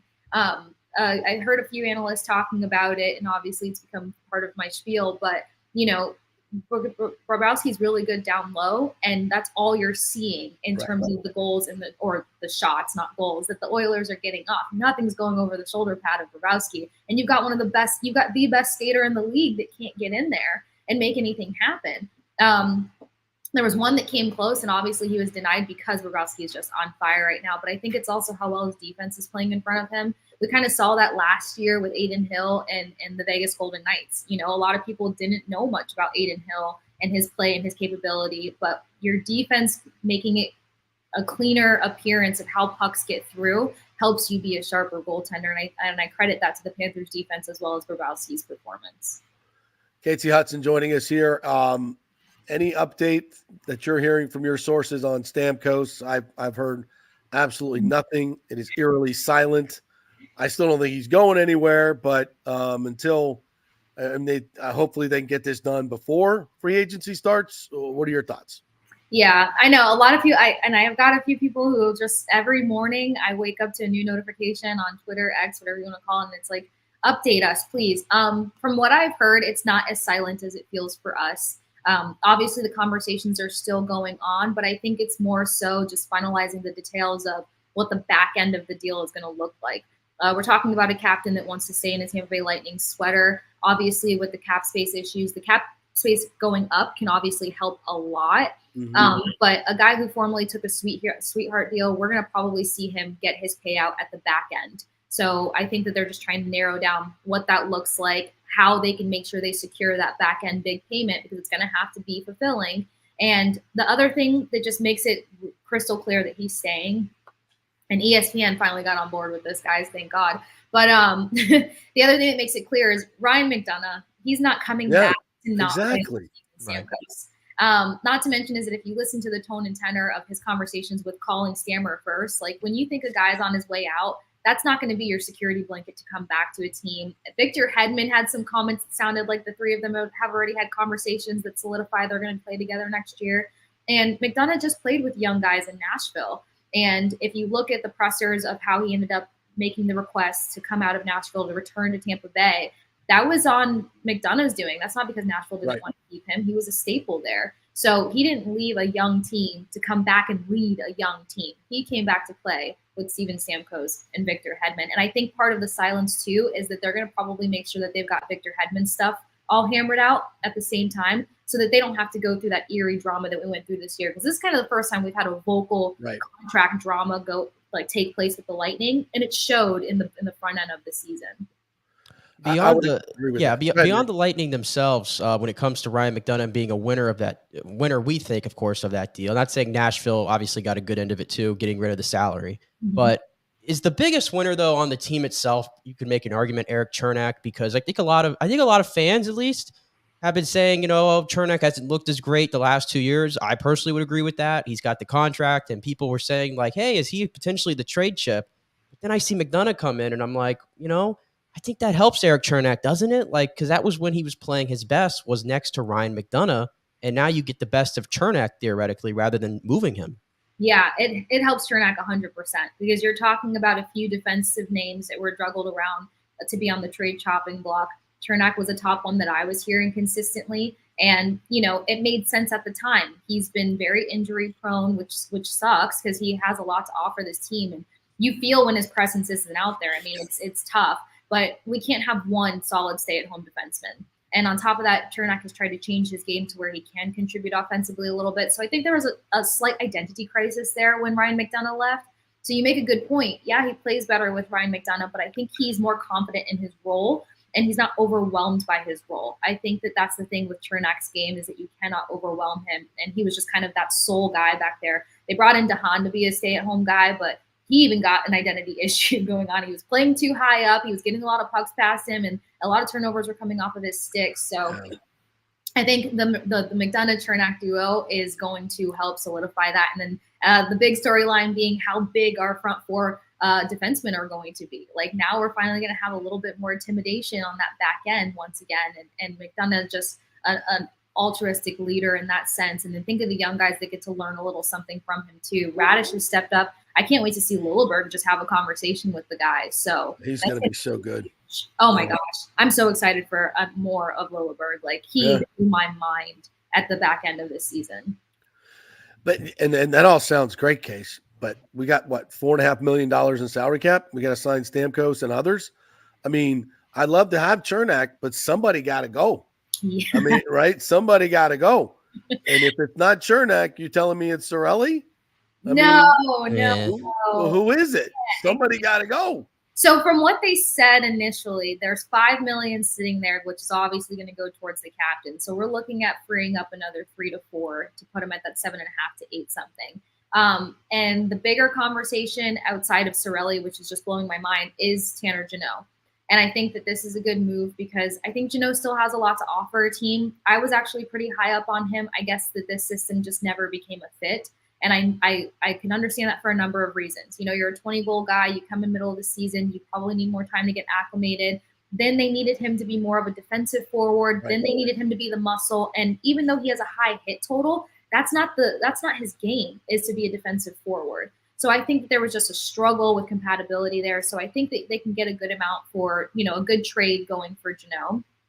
I think that maybe they know better than us. If that cap space goes up and they get a quality trade for Jeannot, your money's sitting right there and you don't have to touch Cirelli. It's hard to put Cirelli on the chopping block because you can't get rid of your best forechecker, especially because of how he pairs with Brendan Hagel. Even though Hagel can play anywhere, when we need a shutdown line, it's Cirelli and Hagel that go in. And if you give that up, even though our defense is going to get better, you can't fully rely on this defense to handle everything. We've already learned that the hard way, and teams are only getting faster and only getting more skilled, and you need a Hagel and a Cirelli duo to make sure you can compete. Yeah. Well said. This only tells me too, like, because I'm thinking about who else, like Declare, for example, seems to me like he's so under the radar now, obviously, and he fits so well when he came over. And it was like, if there was a moment where the Lightning, the proverbial flipped a switch, I guess, during the regular season, it was really when they got Declare and Dumba to come over, but it was really Declare. And I don't know what his number is going to be, but do you think that the Lightning have interest still in bringing him back, or was that just a little quarter of a season type sprint there? I think that was kind of a one-off. I talked with my friend D'Andrew Lou a lot over at Hockey News, and she pointed something out to me that I can't unsee. And it was, we know that this locker room is unique. Any guy that comes through here talks about the culture and talks about the buy-in. And while Duclair fit and flipped the switch for this team, emotionally, I didn't see the buy-in from him, especially when it came to him leveling up against his former team. He was just kind of like a little too neutral for me. Like, wasn't there. You got to be able to flip that switch the same way Pat Maroon can go to the Boston Bruins, for crying out loud, and play and talk about caring about his captain. Let's look at who his captain was. I didn't see that buy-in from Duclair, and I think that this locker room, especially with what they're trying to do next year, Duclair is probably not much of a fit. And they don't need to make drastic changes. They just need to go back to simplifying the everybody in their role, not forcing guys to be physical who aren't physical. Like, that's kind of an issue that happened with Connor Sheary. His game had to change out of his normal tendencies. So I think keeping certain guys in play, really building around this core and not just picking up anybody anymore is going to be even more important and even more helpful. But having a solid defense is going to free up the guys in front of them. And I think that's why it was such a key to bring back McDonough. I don't see Duclair being a fit. I did really like Dumba because having speed on our defense is going to help us compete that much more. But again, I think they just kind of want to get back to what works for the Lightning, what typically got the Lightning in the playoffs and past the first round, and that was having a stout defense, that was having Bassey be healthy, and that was letting your forwards function in their top roles. Yeah, that's the thing about McDonough. He just slots everybody back into where they should be. And that's the point. It's where the roles are defined. And I think people need to remember that, this Lightning team is not far off. And I think, if you look at every series that Florida's played, you could argue, especially now, I mean, we'll see what Edmonton does tonight, that the Tampa Bay Lightning, save a couple goalie interference calls, could have taken that to a few more games. I'm not saying they were going to beat the Panthers this year. I don't think they were. But I think it could have gone 6 or 7. And I think they played them tougher than anybody, even with all these things that weren't in sync, as you mentioned. So I still think they're this close. And the Ryan McDonough thing, when I heard that, I was like, holy crap, how did they get him back? Because let's just be honest. Julian Breezeball never wanted to trade him, never wanted to get rid of him. They knew what a key piece he was. They just had no choice. And, that's alleviated now. So we're good. Yeah. I mean, you felt more emotions through Tampa Bay at the loss of Ryan McDonough than, weirdly, Alex Killorn. I want to say that was the conversation that's never died, where Alex Killorn was like, oh my God, I can't believe it. And then we kind of stopped talking about it. We haven't stopped talking about Ryan McDonough, and he's been gone for a couple of years now. So that just tells you how significant and of a leader he is on and off the ice. And again, it just comes back to culture. And what I've loved about this team since day one is they don't need the biggest name out there. They just need somebody who's going to have the buy-in, and that buy-in makes you a star. This team is probably one of the best teams out there for, revealing gems or those unpolished diamonds in the rough kind of thing. And I love that about this team. But yeah, they're not far off at all. And then if you think about it, Glendening has another year with this team. He was tremendous, and he's only going to be that much better. I mean, he checked off so many career milestones with this team in terms of goals and points, and he was battling through numerous injuries. So a healthy Glendening coming back, that's something to look forward to. I really hope they can secure Tyler Mott. I know some people are concerned he's going to want more money, but he didn't perform like he did 2 years ago. So I think realistically, he knows he can't ask for a large chunk of money. Yeah. But if he's somebody that wants to win and wants to be a part of one of the best cultures, which he seems that humble, then I can see him sticking around for a quality price. And then outside of that, it's what else do you really need? You got a solid top 6 going on. You've got guys who need to take that next step, and they're fully aware of that. So coming into this healthy, you really have all the pieces you need. And that's why the Rangers pissed me off so much, because they were so quick to be like, it's the end of an era for the Lightning. It's nowhere close. No. It's nowhere close. Man. Yeah. Less drama, they've got all the pieces to compete. All right, I got a couple more things. Number one, I need a same game parlay for tonight's hockey game. What do you got for me? Give me a winner. What do you got? I got you. So for what I've got is for Connor McDavid to pick up a point. That's sitting at minus 530, or almost close to 600 at most sports books. I don't want to put it all on him scoring a goal tonight, but we know that he's going to figure it out somehow. Yeah. Rochard performs really good on home ice. He's second leading the Oilers for goals on home ice throughout the playoff series. Hyman comes in first with 8 goals, but that does include a hat trick versus the LA Kings. So just softly keep that in mind. Verhaeghe, I mean, he's not leading them in goals throughout playoffs for no reason, but he also has the most goals on the road for the Florida Panthers.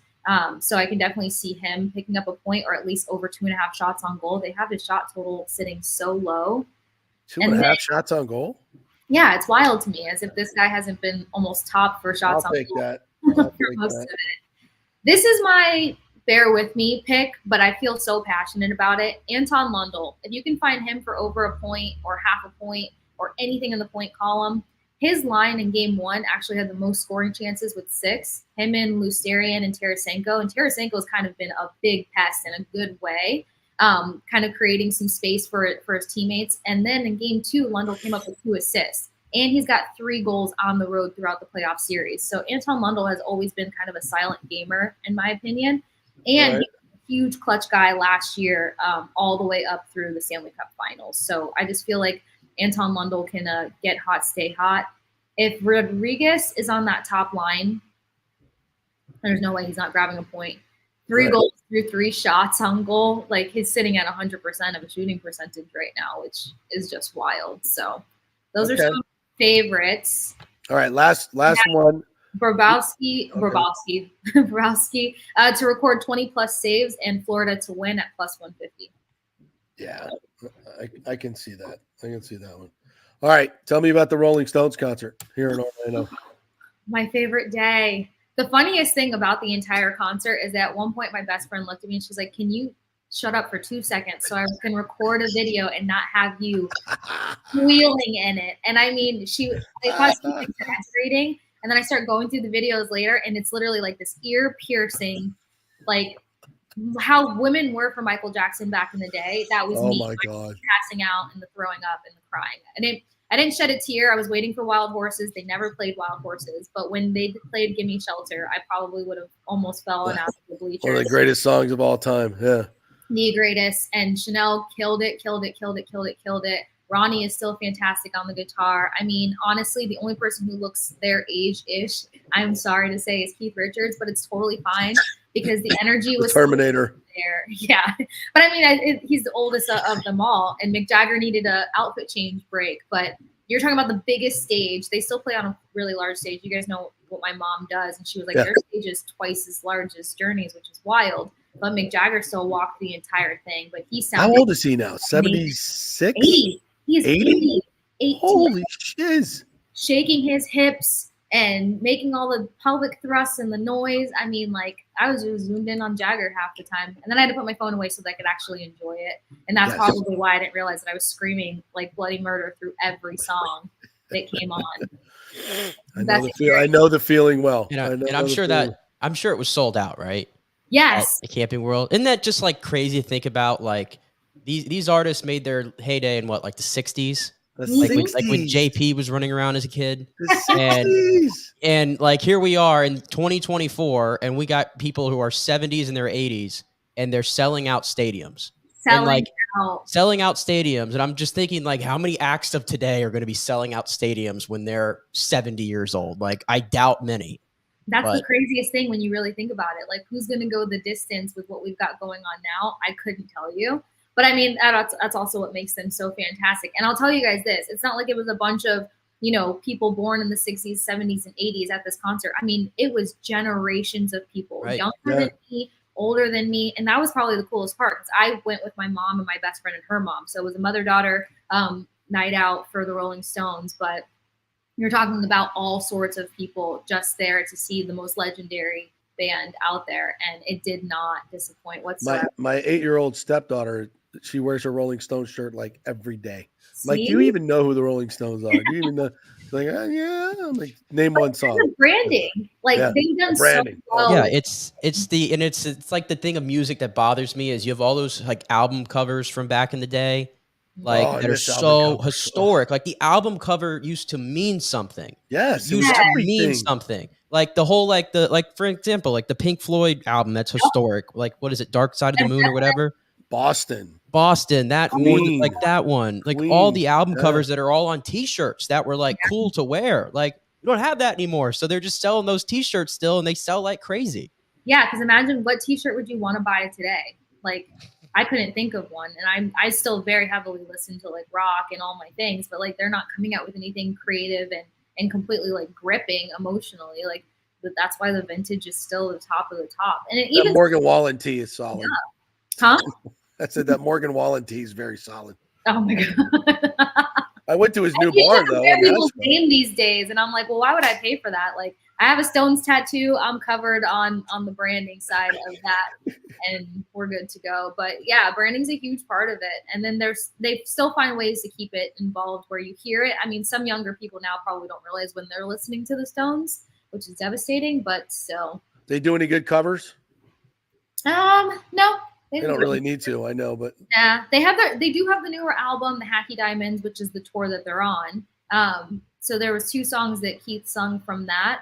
Pretty decent, actually. And then they've done collaborations with Lady Gaga, and supposedly something's coming out with Paul McCartney. I know it's like borderline illegal, but that's been in the works for about 2 that's years. elder abuse. It's elder abuse is what that is. You're taking advantage. Paul's sliding in when it matters most. So what you're saying is some 80-year-olds actually have their faculties and can move around. Okay. Basically. Yeah. then there's others that are running the free world. Yep. All right. Thank you, Casey. Always great to chat with you. Thanks for the concert review and the same game parlay. I need to make some money tonight, so thank you very much. Absolutely. Fingers crossed. It was so great catching up with y'all. Thank you so much. It's great, Casey Hudson right there. Yeah. At the Sports Case on Twitter. Follow her there with all her fantastic content. Yes, the Rolling freaking Stone. I was trying to do the math in my head. So if I'm in my 20s and I'm going to a concert, so this would be late 80s. Mm-hmm. And I was going to a concert of someone who started I'm trying to give some 2024. The Stones started in 62. So you're going, that's 60 years. 60 years, yeah. 60 years. So it would be an artist that started in the 1920s. When I was in it, like, that's not possible. Like, that's not even possible. I don't even know who I don't even know anything that was done in the 20s besides, the Depression. Like, right. Were there even, I know they didn't have pop artists, so to speak, but still, that's crazy. It's just crazy. Like, to be as relevant. That's like me today. going to see Babe Ruth. Right. And it's what I'm saying. 80s. Like, think about how many different, we're so distracted as a society now with so many different things, and we're always looking for new. And then you have an act, like I said, where the 2 biggest members, Keith Richards and Mick Jagger, are 80 years old, and they're as relevant today as ever. Yeah. And always will be. Crazy. And God, Camping World. Oh my God. What a dump. It gets every big event though. Like, even like yesterday, I turned on USA Brazil because I knew that they were playing the Copa America warm up. They showed like a big screen or a big shot, and I was like, wait a second, they're in Camping World. Yeah. Which, first of all, shame on me for not even knowing. Right. But I was came out of nowhere. I didn't even know. I'm like, what? I knew they were playing Brazil. I had it circled and everything, 7:00 TNT, and had no idea that it was in Camping World. And even though it was like 90% Brazil fans there, though. Yeah. But yeah, they get all the big events. All the Brazilians that live in this area, it's insane. Oh, even when they played Colombia in DC on Saturday night, it was the same thing. It was like 80%, 90% Colombian fans. Like, USA cannot outdraw any other country in their own country for soccer. Listen, and this is not because the people that live in this area they're wonderful people. Never have a problem with anybody. But if you I was walking up to the school, dropping off the kids the other day, and I heard 7 separate conversations, just, people talking on their phone, people walking in, dropping off kids, not one was in English.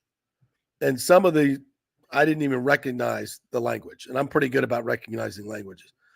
I mean, the amount of foreign-born people that are here now, we have no idea. But if you look at where we are in terms of the pressure in the housing market, everything, how crowded everything is, and nothing against immigration. Immigration is fun. We're all immigrants, right? But man, you got to control it. You got to have some controls on it. And there's been no controls for 3 years. I mean, they talk about 25, 30 million people. I'd say it's probably close to 100 million. Probably 100 million, maybe. Who knows? The number, we have no idea. And they just caught another 8 terrorists at the border the other day, all ISIS terrorists. And We've had 52,000 people come through that have known terrorist ties. Many of them just released into the country. Absolutely insane. Absolutely insane. And here, but they do fill up our stadiums for international friendlies. So we got that going for us, which is nice. By the way, I didn't watch the game, but the 5-1 Colombia loss was not good, right? And last night was 1-1 with Brazil? Yeah, last night against an even better team than Colombia against Brazil. They played, pretty well. It was a great free-flowing game. Christian Pulisic off a free kick got the lone goal for the United States. But yeah, it was the 5-1 Colombia game. I mean, that was their worst loss since 2016. And their worst under Berhalter, who's, you talk about a pressure cooker. My goodness, he is he's on it. There's no doubt about it. There was a lot of controversy when he was picked. Well, they had the perfect chance after the World Cup to get rid of him if they wanted to, and they just decided to bring him back. And you're hosting the World Cup in 2 years. This is the most important cycle here, really. And this is the best, most talented, I will say. This is definitely the most talented United States men's soccer team that we've ever had. And I think a lot of people have these crazy expectations that it's impossible for this team to reach, because even though it's the most talented U.S. team, it still doesn't mean that they quite level up to some of these really, really awesome teams. There's a separation there, but then again, they could be doing better. And a lot of people just point to Berhalter as that guy. So he's going to have to impress here at the Copa America. Can you this close to the Cup, can you make a change now? I really don't think so. No, I think it's too close. If they completely fall flat on their face in the Copa America. I suppose if they really, if they don't get out of a group or something like that, they could take, drastic measures. And there's some pretty big name coaches out there that if the Federation wanted to throw money at, now's the time to do it. So they could. I still feel like they missed the cycle though after the World Cup if they wanted to do it then. But I agree. It is what it is. All right, we'll take a quick break. We'll come back, get some Bucks going. We haven't talked any Bucks today. We got a lot to get to with that. Chris Lugo is going to join us as well. Back in 3. Stay with us.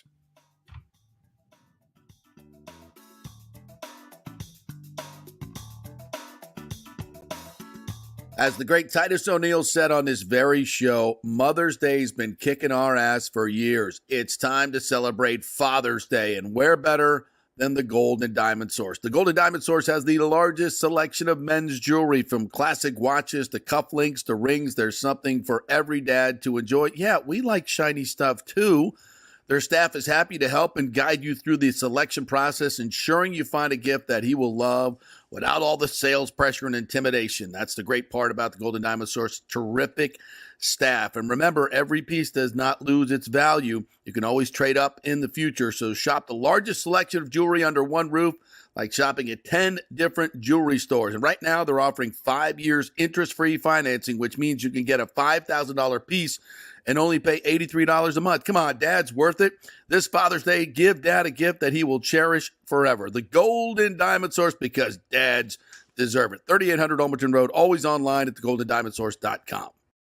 As we head into summer and hurricane season, you must make sure that your home is fully insured. Over 40% of people in Florida are not fully insured because property rates have gone up lately. Your home is worth more, so it needs to be insured. Call the great folks at Italiano Insurance, 813-877-7799 to make sure you're fully insured. And also, you might just save some money. There are new companies coming into the state all the time. In fact, we just shopped our homeowners insurance, and I'm telling you, folks, we saved over $550 because Charity, the great customer service at Italiano Insurance, did all the work and found us a better company and a cheaper company. She'll do the same for you. 813-877-7799. Do something about these high rates. Shop them around. Could save you lots of money. It's Italiano Insurance. Been doing business here locally for over 60 years. 813-877-7799. Tell them JP sent you. JP here for the Geddes Gordon Real Estate Group and our good friend Jane Geddes. Folks, simply put, there is nobody like Jane. Jane is a former LPGA two-time major championship winner. She was also vice president of talent relations at WWE. She also has a law degree from Stetson. So if Jane can drain a 10-footer to win the U.S. Open and stare down Hulk Hogan in the boardroom. You want Jane on your real estate team to not only negotiate the best deal, but find you the perfect home or investment property. And when you work with the Geddes Gordon Group, you become part of the real estate family and get concierge services that include expertly staging, marketing, and preparing your home for sale. Advice on golf properties. Hey, you might even get some golf tips. Many of their clients become friends long after the sale or purchase is completed. It's all part of the deal. So if you're looking for that perfect home or investment property or trying to get top dollar for your home, go with Jane Geddes and the Geddes Gordon Group because there's nobody like Jane. Call 813-485-6808 or go to geddesgordon.kw.com. That's GEDDES Gordon.kw.com or call 813-485-6808. JP here for TryHydrateHeroes.com. That's our new website where you can get a free 3-pack of the great Hydrate Heroes Electrolyte Hydration Drink, all for free. Just go to TryHydrateHeroes.com. We'll send you a 3-pack. While you're there, go ahead and buy the 30-pack for just $29.99. Special going on, less than $1 a serving. For all the good stuff, none of the bad stuff. Folks, a lot of these hydration drinks have tons of sugar, tons of calories. Hydrate Heroes, just 5 calories, and they have all the electrolytes in there, plus other stuff that's going to benefit you. A mushroom blend that will help with inflammation. So much other good stuff in there, none of the bad stuff. It's Hydrate Heroes. Go to TryHydrateHeroes.com and get your free 3-pack. The new Tropical Punch flavor is out, and it is fantastic. They'll send you some. Just go to TryHydrateHeroes.com. Get all the information there. Pick up a 30-pack as well. TryHydrateHeroes.com. All the good stuff, none of the bad stuff. Let's go. Right now, back to the show on FanStream Sports. All right, welcome back to the JP Peterson Show here, brought to you by TryHydrateHeroes.com. Go to TryHydrateHeroes.com. Get your free 3-pack. All right, the U.S. Open is underway at Pinehurst. We haven't talked about that today. Tiger Woods, 3 over par, just birdied the par 5 fifth. Yeah. Shocked, I tell you. Shocked what? I'm being sarcastic. He just hit the 582-yard par 5 fifth in 2 and birdied that one.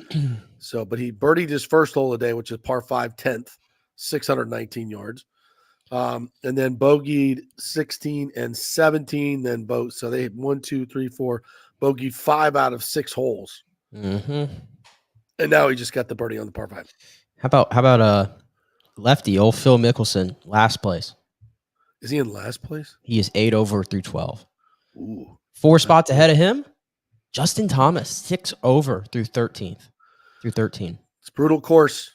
No, Pinehurst number 2. Matthew Pavon is 4 under through 11. Russell Henley is 3 under through 13. Ludwig Eberg, 3 under through 12. Brooks Koepka, former U.S. Open champ, 2-time U.S. Open champ, -2 through 13, always going to be there. Patrick Cantlay is at 2 under. Sergio at 1 under through 15. Ricky Fowler, 1 under through 13. Tony Finau, 1 under through 12. Yeah, well, Phil better get ready because Scotty hasn't teed off yet, so just wait till he gets out there. He's loaded 114 tee time. Scheffler, Schauffele, and McIlroy. Which, by the way, congrats to Roy McIlroy. He's back together with his wife. So, how about that? So the whole divorced run that he was going to go on was short-lived.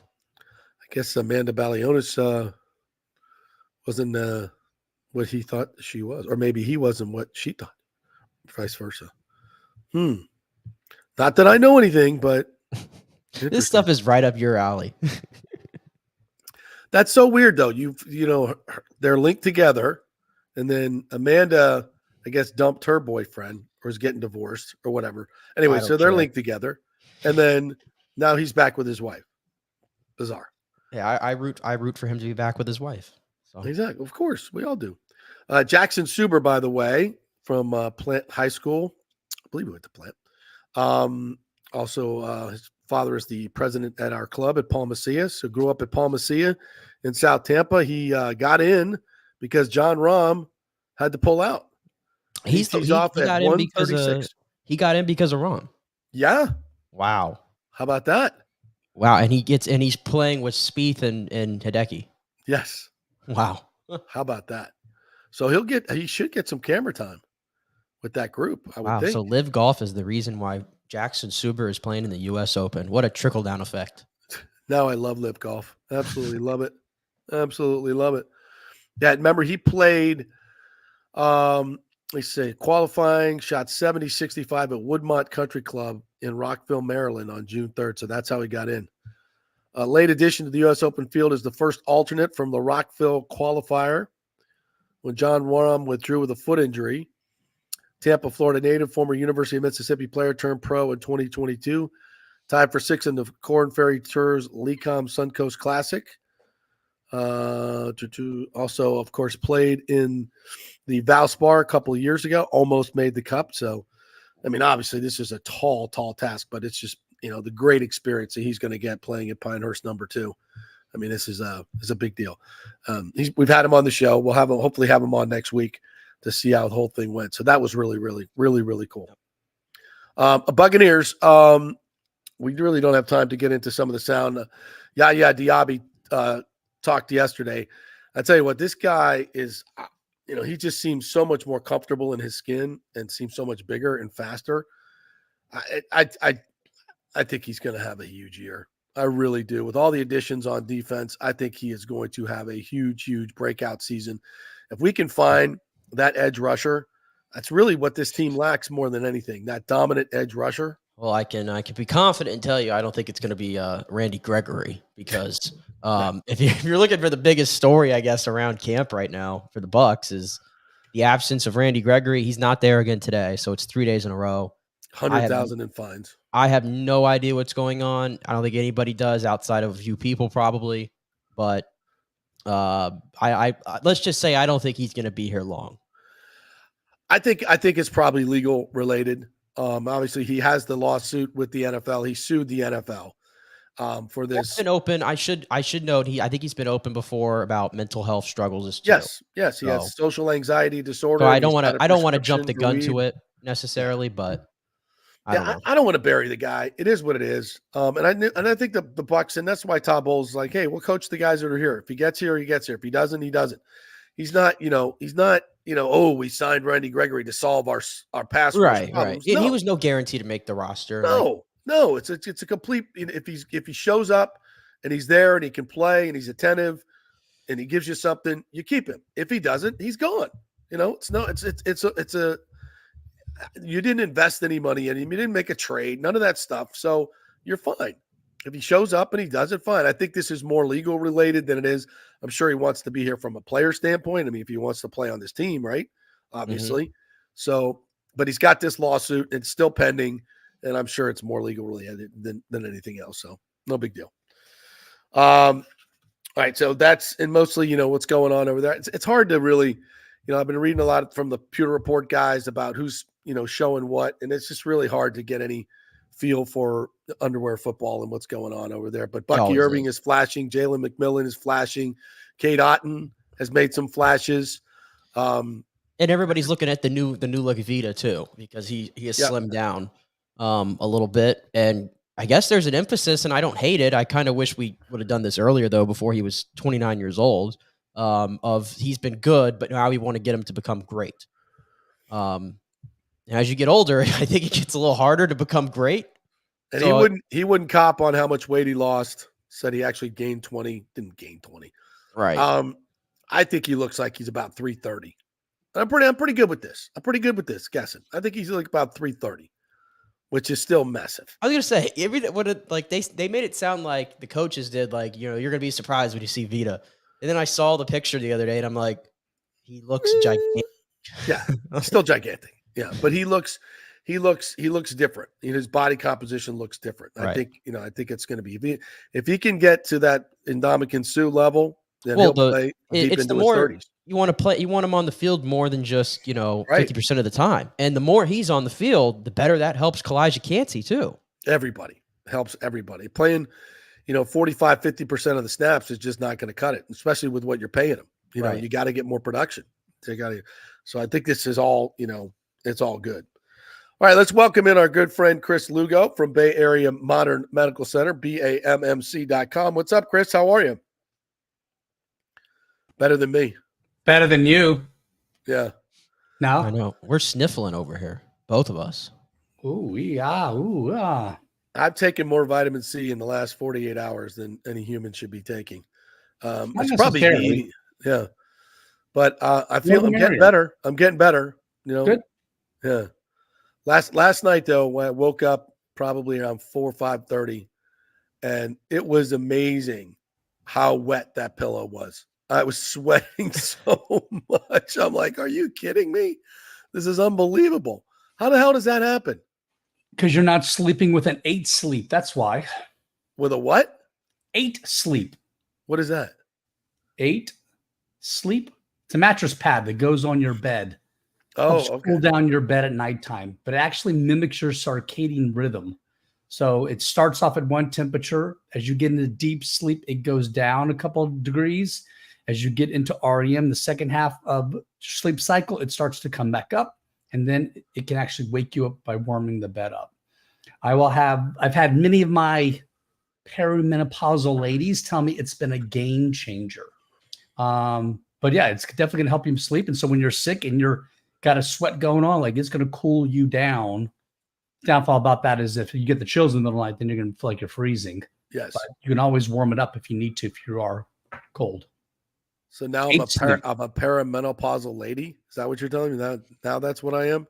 Well, if you're going to read between the lines, okay, then let's go there. Wow. So it's called 8 sleep. I always learn something from you. Yes, 8 game sleep. changer. Yeah. And so it's just a mattress pad that you put on top? Correct. Yes. It's different from Chili Pad. Chili Pad, you set it at 67 degrees. It's 67 degrees all night long. 8 Sleep actually has an app that goes to your phone. So you actually will get metrics of sleep, just like I get from Oura Ring. So it'll tell you what's your heart rate, what's your heart rate variability. It's pretty interesting. Wow. It will actually tell you, just like Oura Ring, that you're getting sick before you actually get sick, which is pretty interesting. Yeah. It's going to look at your heart rate. It's going to look at your your temperature. It's going to look at all sorts of stuff. What does one of these cost? Oh, yeah. It's a different price point. I'll lay it as that. I have nothing to do with it. I just recommend them all. I have no monetary ties to 8 Sleep. I just like it. I have one in my house. When I got divorced, I let her keep hers. I got my own. Oh, so they're singles, obviously, because you can't mix the two. No, they go. It's a pad that goes on top of your mattress, or you can buy the whole unit from them. But there's a his and her side, a his and his side, or hers and her side, or my side. However you want to split it, but you can split the bed up in 2 different zones: one for Ashley, one for you. Okay, all right, we'll look into that for sure. Look into it. Yes, game changer. Nick, yes. get one. Your wife will love you for it. I need anything to help with sleep. That's my one weak point is sleep. And as I learn more now, is sleep is so much important to functioning throughout the next day. Like if I don't get enough sleep, I'm headache all day, and then I can't function. Right. Let's go over the sleep routine stuff. That's a good thing since we're talking about that to keep you from getting sick. What are your must do's and don'ts for sleeping? Be consistent. Try to be consistent. TV, all that stuff. No TV in the bedroom. TV's for 2 things: sex and sleep. It's not to watch. Bedrooms for 2 things: sleep and sex. It's not for watching TV. Your mind gets tied into that TV, okay, and it actually will start having a relationship with it, okay, which means you'll get stimulated and you're going to want to turn that thing on and watch something. Don't do it. Get rid of the TV from the bedroom. There's no reason to have one in there. I can't even imagine. I can't even imagine not having a TV in the bedroom. You could. I can't even imagine. You could. It's easily. But you've got to be consistent doing it. So getting a hot shower. When you get a hot shower, you vasodilate. All the arteries and veins get big in your skin, which actually pulls away some of the core temperature from your organs, core temperature, which then will cool down the core by vasodilating everything. Then you jump into a cold bed, 8 Sleep. Okay. Right. So when I jump in my bed, it's set at 57 degrees right now. Damn. Cold. Now, cold. That's when I first get in the bed. Now, it will, once I fall asleep, it's going to go back up to, I think it's back up to 74. And then it drops down to 70 for deep sleep. gets back up to 74 for REM, and then wakes me up at 80. That's how I have mine set. It does have an autopilot mode in it, so you can give it feedback for the first couple weeks. Hey, last night was too cold. Hey, that was too warm. You can play with the temperatures a little bit. Wow. So what about your phone? I put an airplane mode next to me because I do have a little bit of white noise that goes on next to it, so it goes into airplane mode. So I do like the night soundscapes or what have you, just for some noise, but it's not far from my head. So it should be. Is there a certain distance that your phone should be from your head? If you have an airplane mode, then it's not really getting any signals. Okay. Right. And then turn it off. I mean, as far as turn off, if you have an Apple phone, put it in sleep mode, right? So no one's chiming in the middle of the night. You're not going to get an alert about, that your Ring doorbell went off in the middle of the night because a moth flew past it, right? You're not going to get those alerts. So it's going to stay silent in that sense. All right. Any other tips for getting better sleep? Supplements, magnesium, more the merrier. Okay. Remember we talked about this before. You'll see oxide, malate, citrate, 3-8, glycinate, bisglycinate. They're all just different vehicles and get into the body. I like 3-8 and glycinate or bisglycinate for the brain. I like the other ones for GI or bones. But you should be doing that before bedtime. Poisons in the dose, more the merrier, I think, though. I like a little bit of GABA at nighttime, sometimes plus or minus a little melatonin, 1 milligram, 3 milligrams at the max. And you got to be consistent. This is not something you're going to do start tonight, and it's all going to be miraculous. But if you're doing consistently night after night, you're getting to bed at 9:30, 10 o'clock at the latest, waking up at 6:30, you're getting that 8 hours sleep, 8.5 hours sleep. You're going to see the difference. And I guarantee in 4 to 6 weeks, as far as how you look and feel. Rings under the eyes, feeling better. Told you before, guys will be on testosterone. If you're not eating good, you're not sleeping good, you're not working out, you're not going to see a difference. Sleep is huge, especially for TRT. When I'm at drill, long days, early mornings, I'm dragging. We go hard. I'm on T, but it doesn't make a difference. Sleep is a huge component of feeling good while you're on T also. And you think you should get eight hours every night? I think solid 7.5 to 8.5 hours is where everyone should be. When I hear 6 to 6.5, I'm thinking you're not getting enough. Okay. And it's something slowly and insidiously that will wear on you. It's gonna play out its role. I tell patients all the time, you're not paying me to think about you today at 45 years old. You're paying me to think of you when you're 55, 65, 75 years old. Sleep is a huge component to that picture. What you want to be looking like, what you want to be physically and mentally be doing at that age of 75. Do you want to look like our leader of the free world, as you said earlier? Okay. Or Mick Jagger. Becoming president of the United States is a taxing feat. If you looked at Obama when he first came in, he had every one of them. Yeah. When he got out 8 years later, he was gray. Same thing with Bush. Same thing with Clinton. That job ages you. You can see how quickly he's declining because I guarantee he's not getting enough sleep. Yeah. I mean, he is on a daily basis. Look, I mean, he steps, he shuffles steps. He's very flat-footed. When his hands were by his side, he's not getting enough sleep, right? Because the job is wearing on him, really and truly. Sleep is huge. I can imagine. I don't know if you could sleep with watching what this country's going through. I know I can't. Right. All right, partner. Hopefully I will feel better. I'm doing all the supplements that you told me. I'm getting better. I can feel it for sure. But it's still, how much longer will this last? Oh, great question. What's the winning lottery numbers going to be this week? Oh. All right. I'm going to sleep all day. I'm going to watch golf. If you're consistent with the vitamin D, the zinc, the quercetin, the NAC, the list I sent you, you should be getting better by tomorrow, Saturday at the latest. All right. Good. Yeah, you're going to have a little bit of runny nose. It's going to linger, but you should be feeling better in the next 48 to 72 hours. And this is just a common cold of some sort? No it's fever. More than likely a virus. Yeah.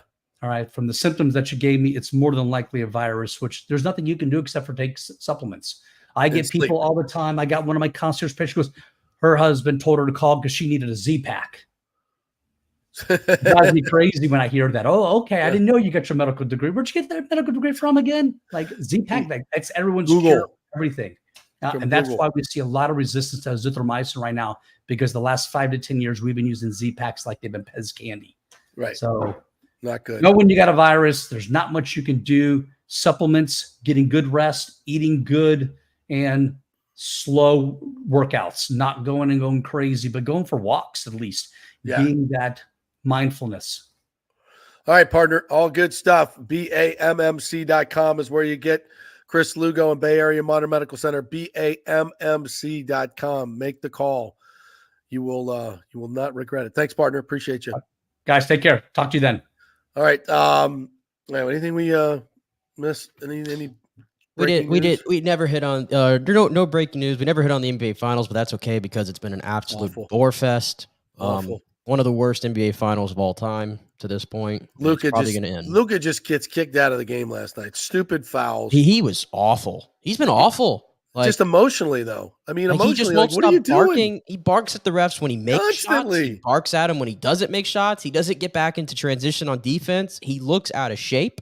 He's out of shape. He's been beyond the fact that they have no depth scoring whatsoever. He needs this needs to be a moment for him where he understands that if he wants to be great and if he wants to win a championship, he's got to change his body composition.